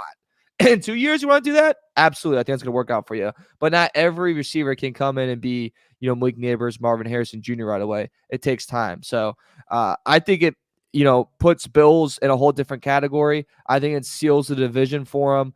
They're going to go in the playoffs. I don't know, how far they're going to make it really, but, I would take them probably over almost every team in the AFC besides, maybe the Ravens and maybe, the Chiefs, thinking on top of my head. And Texans. Sorry, I forgot about Texans. But those are probably the only 3 teams I'll take them over them right now. I wouldn't disagree with that at all. I got a couple of other teams want to ask you about there, but if we're hanging out with Buffalo and you brought up Kansas City right now, obviously the allegedly, if you buy into this, the bugaboo for Josh Allen is just that Patrick Mahomes' mom and dad got it on a number of years ago, and that's the only thing standing between him and the Lombardi at this point. Is Amari Cooper joining the Bills? And I agree with you. The Chiefs are still a damn good football team, arguably the best. I mean, record-wise, are the best in the league at this point, alongside with the Vikings because of reasons, and we'll come to that in a minute. But is this move enough to elevate the Bills into a spot where they can finally knock off the Chiefs, or is this just going to be another disappointing year and Josh Allen's hopefully last in Buffalo if they can't get him one? Man, it's so tough because I was on the train of last year that, hey, they lost so much. It's just really, at some point regression's going to come. And then I was completely wrong. And they ended up, winning the Super Bowl. Did bet on them in the Super Bowl, though. It made a lot of money. So shout out to them. I paid my rent with that month. But I don't know if it takes it past them. I really don't know. I think it takes them on their level. But I don't know if I would say, yeah, that puts Buffalo way past them. Because I think before this move, I would have put Buffalo not pretty down below, but I would have taken them about 2 steps below where Kansas City is right now. Like on the Bull Crew podcast, you can find wherever you get your podcast. We did our top 5 teams this week, right? And in my top 5, I put the Chiefs number 1 because they are undefeated and because they're Super Bowl champs. I actually put Vikings as my number 2 and Texans as my number 3. So I would say Buffalo entered their tier, but I don't know if I feel comfortable enough to go, oh yeah, they can officially knock out the Chiefs on any given Sunday, any day. Can be in Kansas City, can be in Buffalo, can be in Briarpool, Indianapolis. No, I'm not comfortable to say that, but I think they entered on the level, and we'll see. Because I'm gonna say it again, and it might kick me in the nuts, but at some point, regression is gonna come for the Chiefs, and Lonzo's gonna look the other way because he has a Kansas City mug in the back. And can I just say this, Lonzo? What's up with the red teams? That's a lot of red. Let's add some more colors. You didn't get the email? He just means my red teams. He's not talking about you. No, he's saying we're both wearing. Yeah, well, red. as far as that today. As far as that, I got Bulls. By the way, I was going to say no. I broke out the vintage Bulls jersey today. Mario. Well, because of Lonzo's back.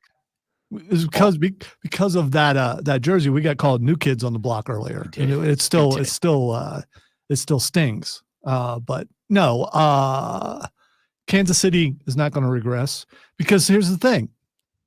They're going to, if they have the ball last, they're going to win. If they don't, they're going to lose. They've gotten lucky, and they've had the ball last every single game this year. That's why they're undefeated.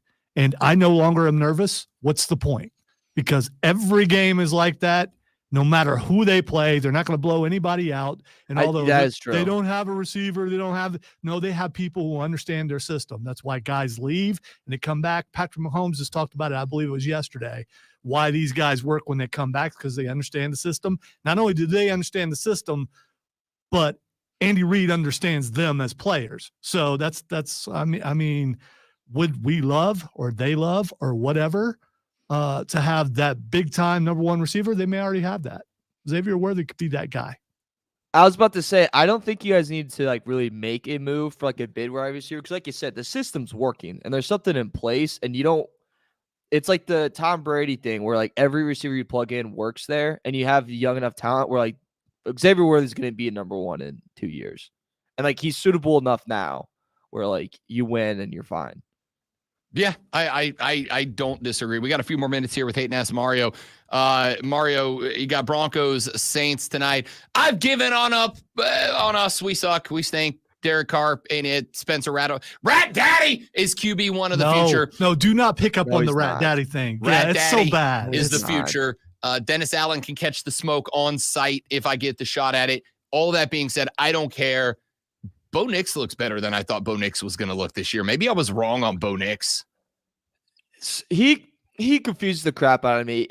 Every first half, I feel like in the NFL he's played, I watch him and I go, I don't see it, man. He looks overwhelmed. He looks like he's panicking in the pocket. His throws are off. And then second half, he just kind of comes alive. And last weekend against the Chargers, guys, there's multiple instances where Chargers had him dead in the water. There's a blitz outs coming on the blind side. No one picks it up. Spins out of it. He did that 3 times. I thought, has Harbaugh not told his guys how to break down and make a tackle? Because it's just not happening. But he spins out of it and has made a play on the run, makes throws on the run. And I was really impressed. And I walked away going, all right, maybe he's a lot better than I anticipated. And maybe there's some respect that needs to be put on his name. I think what doesn't help him is that how great Caleb Williams has looked, how great Jaden Daniels has looked. And I'll even throw him in there, how good Drake May looked in his first start. Like all that stuff kind of doesn't really help to his argument of how good of a player he is. I think they smoke the Saints tonight for multiple reasons. Saints have nobody playing. Chris Olave's out. Taysom Hill's doubtful. Rashid's doubtful. Derek Carr's doubtful. I mean, I could go. Pete Warner's doubtful. Shout out Indy legend. There's like no one playing for the Saints, and I think Sean Payton really wants to dominate his former team, and Dennis Allen's probably going to be shell-shocked on the sideline. So I think Dennis Allen gets Robert Solid this week is what I'd love to see. They won't. No, sorry. So dumb. Saints, by the way, +3 at the house. I will say this. There's 2 things going for us tonight, Mario. Number 1, Drew Brees is going into the Saints Hall of Fame tonight. All right, so you can't embarrass yourselves in front of the GOAT. You can't embarrass yourselves in front of the New Orleans GOAT. And number 2, I've said it before, I'll say it again. Lonzo loves it. Lonzo coined this nickname. I'm putting it on the back of a jersey. Rat Daddy, Spencer Rattler's him. Don't you put that on me. I did not coin that. Yeah. I don't want anything to do with that. Did you say he's not going to be good? Yeah. I'll bet you this right now. He's going to be a career backup. I'm willing to take that bet. That guy was my steal of the draft in the 5th round. I know he was. That's it. I know that he cat's was. it. And I, for the record, called that before he was a Saint. You did. Mario, have you lost more bets to this guy than you've won? I don't know if that's a good idea. I'm just from what I've heard. Honestly, we're probably even if we're being Nowhere the hell not. Or Get out of here. Or maybe you're one above. What? Maybe you're one above. in. Okay. Maybe. Okay. I went 12-4 in picks last week. If Nice. you want to talk about picks, yeah. Nice. You know, something slight. You know what else you've picked? Dog crap up with your hands. Yeah. Content. Okay. I was also in baseball. Just saying. Oh, we don't count baseball around here?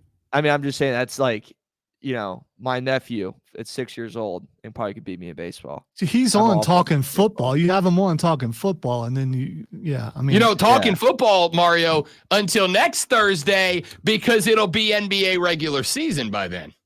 Oh, I can't wait. I know. I can't wait. I know. It's Pelly's year, baby. It's a Pelly's year. It's Okay. on. It's the Pelly's year. NBA finals are bust. They're my trade team watch.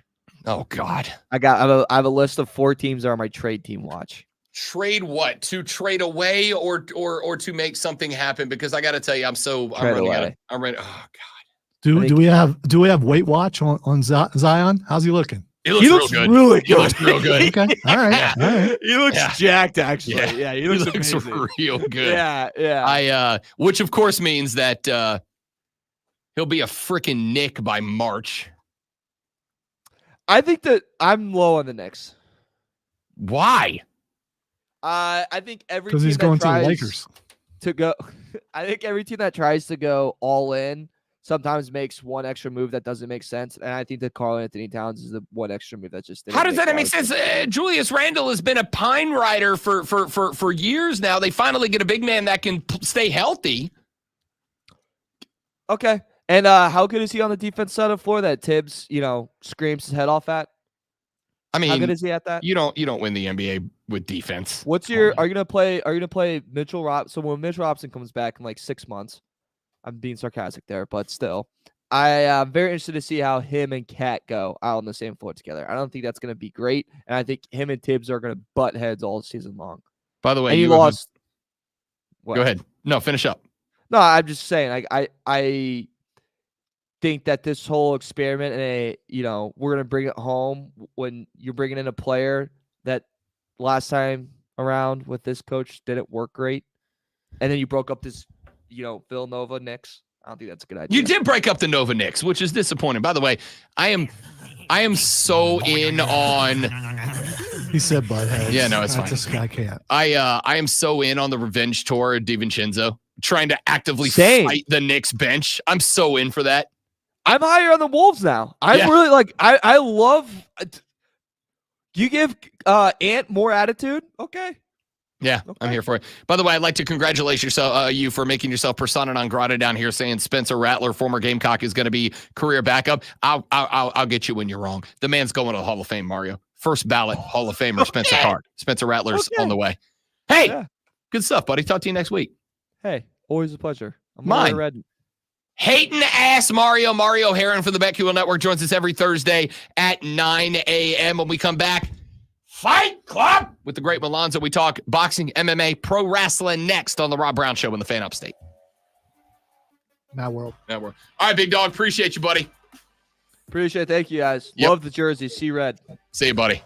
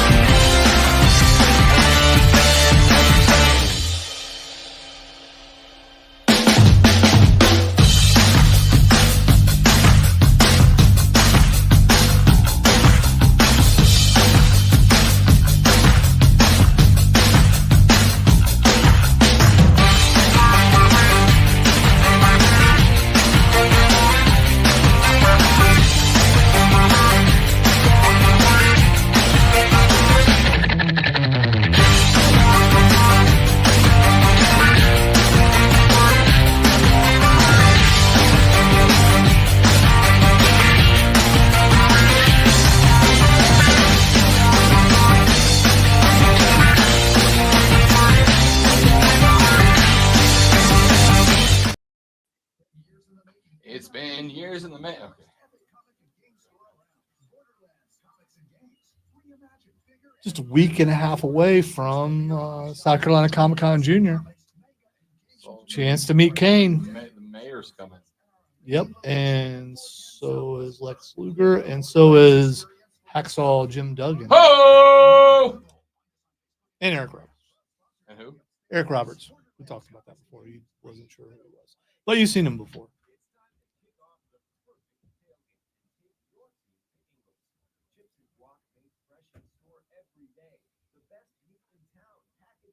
And the 501st is going to be there. Last year is when that stormtrooper followed me around, which was great. It's on Sunday, so Here's a fun question for you guys. My buddy that does the 3D printing is giving me for my 40th the Star Wars helmet of my choice. Ooh. Whose helmet do I have him make? I'm probably going Mandalorian Beskar, but you know that's. I was thinking about that. I can do Vader's helmet.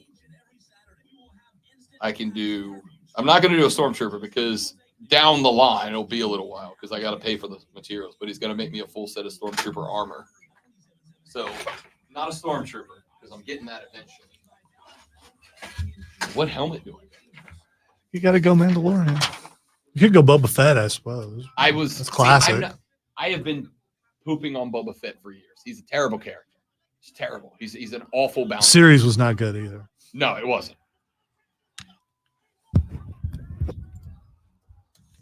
All right, time for the Fight Club where Rob and I spar about things, or we'll probably just more so agree about everything in the Fight Club, except for my ability to give a good headlock, which is it's. I had it locked in solid. Well, it was more of a Hulk Hogan headlock.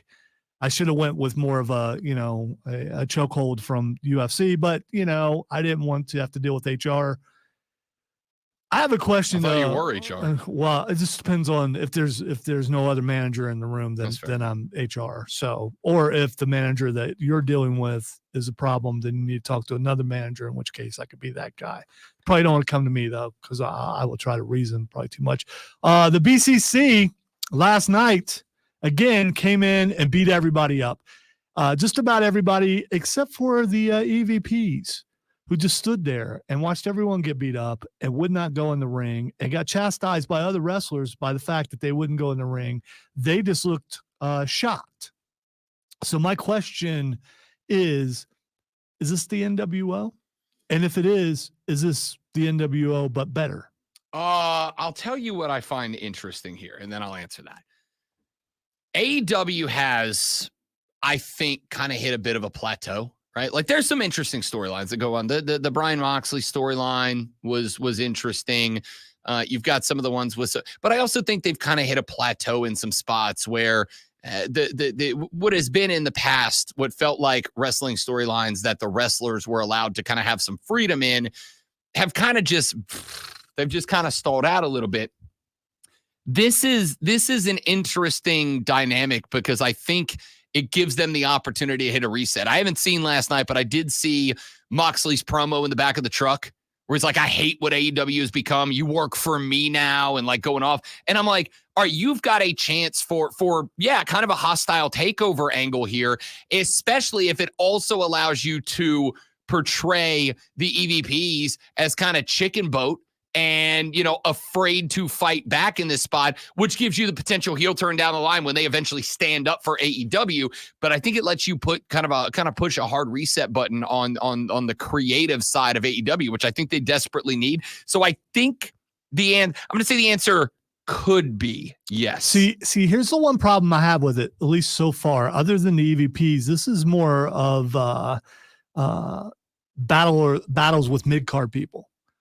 Because Dark Order, guys like that, they did beat up friend of the show Orange Cassidy last night, though. Beat him up pretty bad. But other than that, it's a bunch of mid-card guys that they're going after. Yeah, but I think it starts there, right? Like, I mean, again, and I know that they were not mid-card guys, but the outsiders showed up as the outsiders. They weren't even on the card when this whole thing started. But I think this is kind of one of those things where you build a big movement amongst the mid-carders. You portray them as unhappy. Because if anybody's got a right to be happy with the unhappy with the creative there, it's the mid-carders. You give the mid-card guys the opportunity to start their movement. Now they're the focus. And then what it does is it allows you the opportunity to take every main eventer and have them pick a side. Are they team the mid-card guys that we're unhappy about the way things are? I'm team Mox, or maybe some of the folks that have been there from the beginning and they're like, look, this place made me. I'm happy here. I'm going to be team Tony in the EVPs. Which is what Dark Order is going with. Exactly. By the way. Yeah. Exactly. Yeah. I think it's really interesting because you started with the mid-card guys. It gives you a way to put a camera on them for a little while. And then you can have every single main eventer have to go through the mental crisis of, do I side with the folks who have been signing my paycheck for 5-6 years now, or do I go over here to the side that wants this place to change and be better? I think it's really compelling, to be honest with you. And do you bring a guy up from there, or whoever has to side, because someone's got to go up against Moxley for the championship eventually, unless you bring back, by the way, Bryan Danielson, supposedly retired. Do you bring him back for that? Or if he is retired, I have a question about Danielson. In the interest of time, where does he rank in the order of best of all time? And when will he be a WWE Hall of Famer? Where does he rank in the best of all time? On my list, very high. That run up to WrestleMania 30 was one of my favorite programs, any competition, any place. I mean, it was fun. It was organic. It was white hot. To the point that they had no choice on WrestleMania 30 night but to scrap plans and make him win in one. And granted, I was there, so it was like it's a little bit emotional, but he's way up there for me as both a heel, because again, his heel run as the recycled belt champion. Fickle. I loved it. It's because the hemp belt. He's the heel that is absolutely right, but went too far. Right? That's my favorite kind of guy. I love Bryan Danielson as a, like, top to bottom. I think he's one of the, for me, he's a top 7, 8 all-time guy. No, I don't think he's done, by the way. I don't know if he's in my top 10, but he's outside of it. I mean, because there's been a lot of, and I've seen more wrestling than you because I'm old. And because of that, there's probably some old school guys that I saw that maybe doesn't end up on your list. I don't think he's done either, because he had said he wants to be a part-timer. I don't think he's winning the belt back, though. And Moxley has been my favorite present day wrestler, but he hasn't really wrestled a lot until this past weekend when he took the belt. It's been more about bloody stuff. This to me is a mix between NWA and I don't know. NWA, huh? And not NWA, NWO. It could be a mix. That'd be of a hell of a NWA. character. No. Back in the day, NWA, National World Alliance, Wrestling Alliance. Yeah, rather. that's not the NWA though. It was back in the day. NWA. No. The NWA was the NWA. It's a hip hop group. One of the most notorious of all time. Yeah, I know. That's the NWA. Know, Ice Cube and Eazy-E and those guys. Yeah. Had killer bass. I hated the lyrics, but mom couldn't hear it. Will Tiffany Stratton take Liv's belt before Crown Jewel? You threw me because you mixed genres in there. Will she take Liv's belt before Crown Jewel? Because at Crown Jewel, it's going to be champion versus champion, men and women. And Nia Jax is pushing Liv to cash in, or pushing Tiffany rather to cash in on Liv's belt. You know whose belt she's taking, and it ain't Liv Morgan. Right. She's going to take Nia's. Yeah. Now, don't get me wrong. I would love to see Tiffy 2 belts. I don't know how you make that work. I'd love to see, but either way, whether it's Nia's, whether it's Liv's, ladies and gentlemen, you don't have to like it. You do have to accept it. It's Tiffy time. Yeah. When is the time? By the way, can I just say real quick, completely as an aside that is unasked for and unappreciated, Rhea Ripley standing next to Tiffany Stratton is like, this is Rob's taste. Just this ring. Wow. I'm good either direction. Give me, you know what it was? You're being so Neanderthal it was right now. Barbieheimer in real life, and I was here for it. Wow. I don't know what you're gonna say. I'm gonna keep it a buck. Then they both got crushed. Tiffany Stratton next to Rhea Ripley was like a specific type of dream come true. No, it was Dream Girl and Girl after you've been at the bar for like 3 hours. Mm-mm. Yep, that's what it was. No. Yep. Oh yeah, don't get me wrong. Tiffany Stratton after the bar 3 hours. No. It would be Rhea Ripley where you go, you know what? She's No. wearing a bunch of Listen, black makeup, but she might be all right. I don't know what you want me to say. You're not in the mainstream on this one. You're just not. We're all Rhea. Well, we're all mommy people out here. No, we are not. And Liv Morgan's better than both of them. All right. Survivor Series War Games has been announced. Who will be on Roman's team? Jimmy J. Sammy. I'm all in. I'm all in on a three bloodline civil war. All right. You still got two more Samoans out there that are in but have not made debuts yet. That's Rock's team. I think you're gonna have Solo's team, which is the active bloodline now, and you're going to have Jimmy and Jay who go through their stuff. They're going to figure it out. Which they're doing now. Yeah. Sammy's going to bring them together because was there anything better than, I'm sorry about Jay. He's just not feeling very oozy right now. They're going to bring back Sammy. It's going to be Roman, the Usos, and Sammy. It's going to be the current active bloodline and The Rock with the two new Anoa'i that have not debuted yet. By the way, I believe we both agree that we hope Kevin Owens takes the belt from Cody Rhodes. Yes. Because I think that would be perfect if they do it that way. One more thing from WWE. They're teasing even further now a return of AJ Lee. Do you want to see that happen?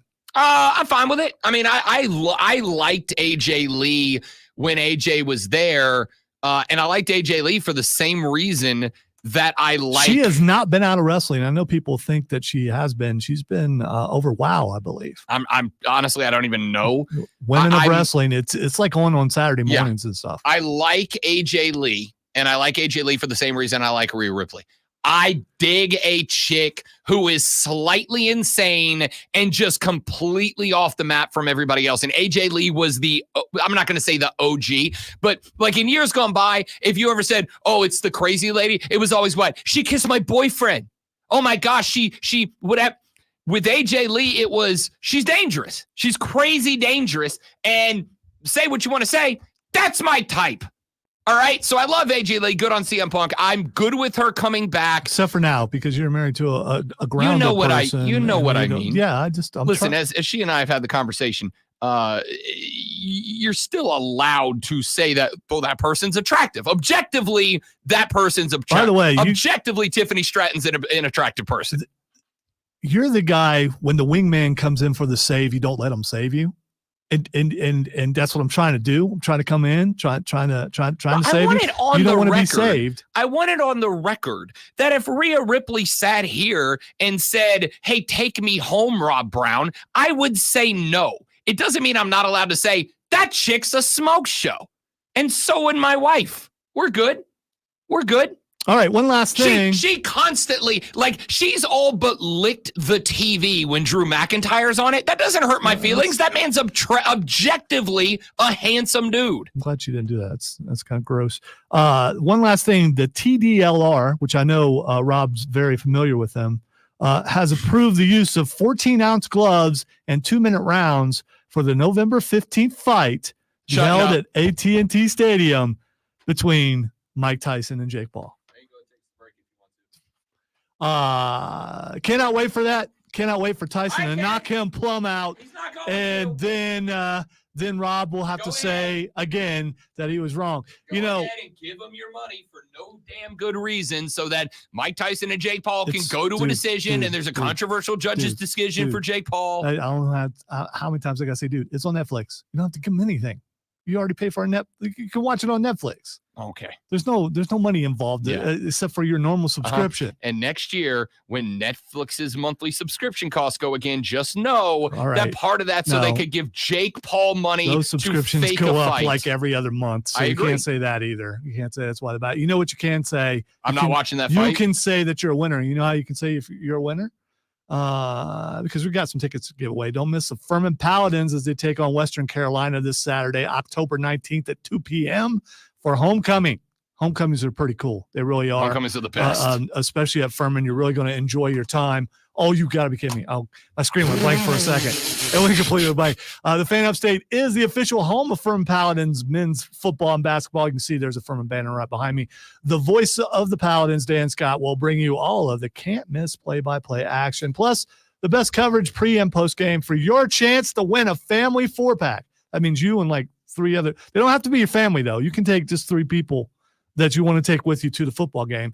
Here's your chance to win a family 4-pack of tickets to this week's game because, you don't have to be blood to be family. When you call in right now at this number, 844-326-3663, the 4th caller will get a family 4-pack for Furman versus the Catamounts this Saturday at 2 o'clock. 844-326-3663. There you go. Call in, win a family 4-pack or a friend 4-pack. There we go. Some acquaintances Or 4-pack. your boys pack. Your boys. You and your boys. Yes, boy.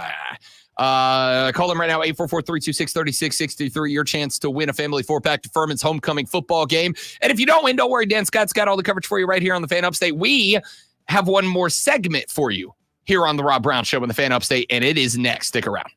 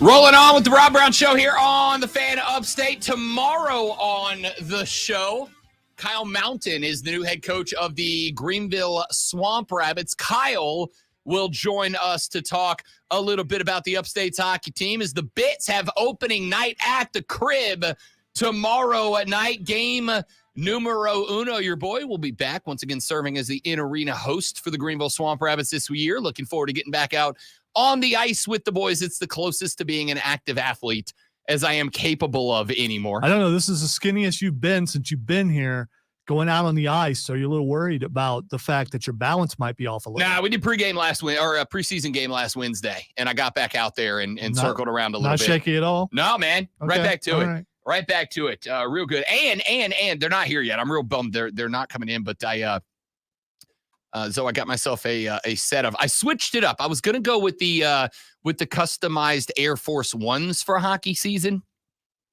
but I switched it up a little bit. I got myself a pair of customized Vans throwback high tops that are See, colored. I recognize those the Vans, but everyone keeps talking about Air Force Ones. Would I know them if I saw them? Yeah, they're the big popular Nikes everybody's wearing. Obviously, I don't care that much. Yeah. Especially now when I go buy shoes, I'm very concerned about, is this a dad shoe? No, your shoes are dad shoes. No, they're not. The white Nikes you rock are the epitome of dad shoes. When's the last time you saw me wear those? I don't know. I just know they're the only tennis shoes I see you wear, because otherwise you're walking around in flip-flops or barefoot. Oh, those are dad shoes too. The Air Maxes are absolutely dad shoes. They're not. What do you mean they're not? They absolutely are. Here's the thing. You can't be a judge of such things because you're too old.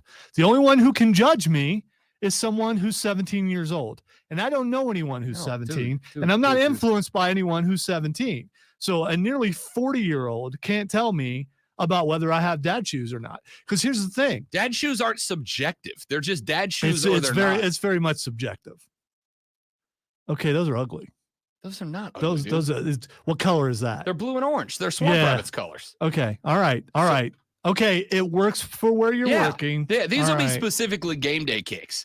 They're blue and orange like the Swamp Rabbits, and on the back I guess I just don't like the stripe part. If it was solid orange, it would be different. This is why you got to join the stream, by the way. Facebook.com/TheFanUpstate, The Fan Upstate on YouTube, The Rob Brown Show on Facebook, YouTube, or Twitch. I got the customized kicks, the high top Vans coming in, and across the back of the left foot it says GVL, and on the back of the right foot it says yeah. All right, so dad shoes are just boats. Anyone who wears boats, those are dad shoes. Boats? Yeah, boats. No. Yeah, those are dad shoes. No, that's not what it is. Do you know what a boat is? Yeah, it's a word we don't say on the show. No, that's totally. If you wear boats, then those are dad shoes. Other than that, yeah, boats. I don't know. What is a boat? To look it up. I mean, you got a computer right there. I mean, I don't know why you're not looking it up. Dad shoes are not. It's not like a subjective thing, and it's not like a shoe. Well, it's very subjective. I think each generation decides what something is for someone older. You guys are aware that all Air Monarchs are dad shoes. That's just a New Balance all whites are dad shoes. What kid decided that? It's not. No, what kid decided that? Listen, I understand you don't like it, and that's okay. I understand. I am trying to understand how these things are decided, because as you as a science guy should want to know this. Who comes up with this? Who decides this? Society. What is the age group? No, people. No. It's Subjective it's public not society. opinion. If it was a society thing, those things wouldn't sell, but they do sell. Because there's dads. No, has nothing to do with being dads. I want you to tell me who does it, because I don't think you know. You think there's like a committee? Like there's absolutely. a group of dudes? We doth declare New Balances are dad shoes. No, it's a bunch of 17-year-olds. I don't know how they talk anymore. And you know what? Neither do you. All right, the first thing is Lonzo just doesn't want to accept T-Rock's dad the shoes. first thing is no, I will not be subjected to something that you can't explain to me. I can't. And you can't explain it to me. You can't. You think what you just did was an explanation. It was not. The first thing that's Xing is Lonzo. Where's dad shoes? First thing is actually is it's Lonzo Ball. It's the other Lonzo. It's the inferior Lonzo. Lonzo Ball, who did make his return for the Bulls, 10 points in his preseason debut, and I'm not gonna lie, looked pretty good. Listen, the ability of Lonzo Ball has never really been the question mark. The ability to stay healthy, to stay on the floor is what the big question mark has been. The Bulls might actually be a good team if dude shows up and shows out. It just, I don't want to get flagged. Well, I Yeah, can't get flagged. Well, you don't know that. Take it down. Thank you. Golly. Yeah, I don't like trouble. I see school picture day Lonzo's still here. Well, no, that's not it. Lorenzo might show up though here pretty soon. The next thing that's Xing is Tom Brady. Tom Brady is Xing because yesterday Tom Brady was introduced as the newest member of the Las Vegas Raiders ownership, but that is not the only reason he is Xing. He is also Xing because yesterday, and I don't remember nor care who it was because I think it's the Hot Take Express, though I could be wrong, and if it is, I'll apologize. There was a rumor going around yesterday that Brady's first order of business as a new minority member of the Las Vegas Raiders is going to push the Raiders to hire Bill Belichick to replace their current head coach. Not going to happen. No chance in hell, though I will say that the fact that Antonio Pierce is getting pushed around, literally, physically pushed around on the sidelines by big, terrifying Max leads me to believe maybe that locker room's not as around Antonio Pierce as we thought that they were. I just got to say, whoever decided to put a certain hair on Tom Brady, I think it's awesome. A certain hair. Well, he is an owner of the Raiders now, and there's a certain haircut that goes along with that, and it is beautiful. That's hilarious. It is the most amazing thing I've ever seen, to the point where I would almost blow that up and make it a poster behind me for the stream. The boldest bowl cut. It's so good. It really is. I don't know. It's a mix between Davis and Dumb and Dumber. All right. The next thing that's Xing is Grotesquerie. I got nothing. So you don't know about Grotesquerie. Grotesquerie is it's a show. I believe it's on Hulu, starring or co-starring a certain tight end from Kansas City. And it's a horror show. Starring Travis Kelce? Yeah. A horror show. Is it like a prank show? Oh, no. He's actually acting in it. Really? Have you seen it? Have you watched it? I've seen bits and pieces of it. Is it any good? He's an ex-stripper, male stripper. It's hilarious. He talks about banana hammocks. I don't know if you know about that. Is the acting as good, better, or worse than the acting in the Gronk Aaron Hernandez series? I've only seen a clip of that, and I didn't hear them talk. But oh, dude, it's so bad. It is. You know how there's some movies that hang around so long, not because the movie's good, but because the acting's so bad it makes it comically great? That's going to be this thing. They tried to make this uber dramatic Aaron Hernandez. Like, here's why Aaron Hernandez was the way he is. And like trying to make it super dramatic and all that. But the actors clearly are like a local improv troupe. And it's freaking hysterical, dude. All like right. it shouldn't be about that subject matter, but it's freaking hilarious. But anytime you're going to depict Gronk in something, you're going to get that. And finally, Liam Payne. Liam Payne, member of One Direction, passing away yesterday, 31 years of age, fell off of a hotel balcony. 3 stories, yeah, from what I understand. Not ideal. So, if you were a big One Direction person back in the day, sad day. It's sad day just in general, but you get it. All right, that's it for us. Y'all have a great rest of your Thursday. Denver versus New Orleans, your Thursday night football contest. We'll break that down and set you up for the football weekend tomorrow on the Rob Brown Show and the Fan Upstate. Later. Oh.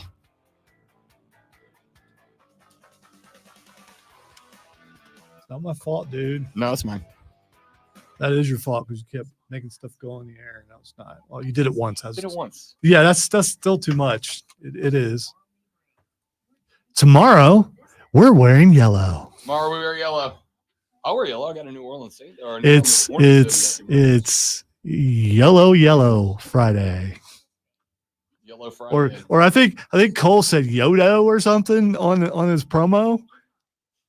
What's the tomorrow thing? I think that's what it has on the toe. I don't know. YOLO? Yeah, no, it wasn't YOLO. It was something else. Tolo?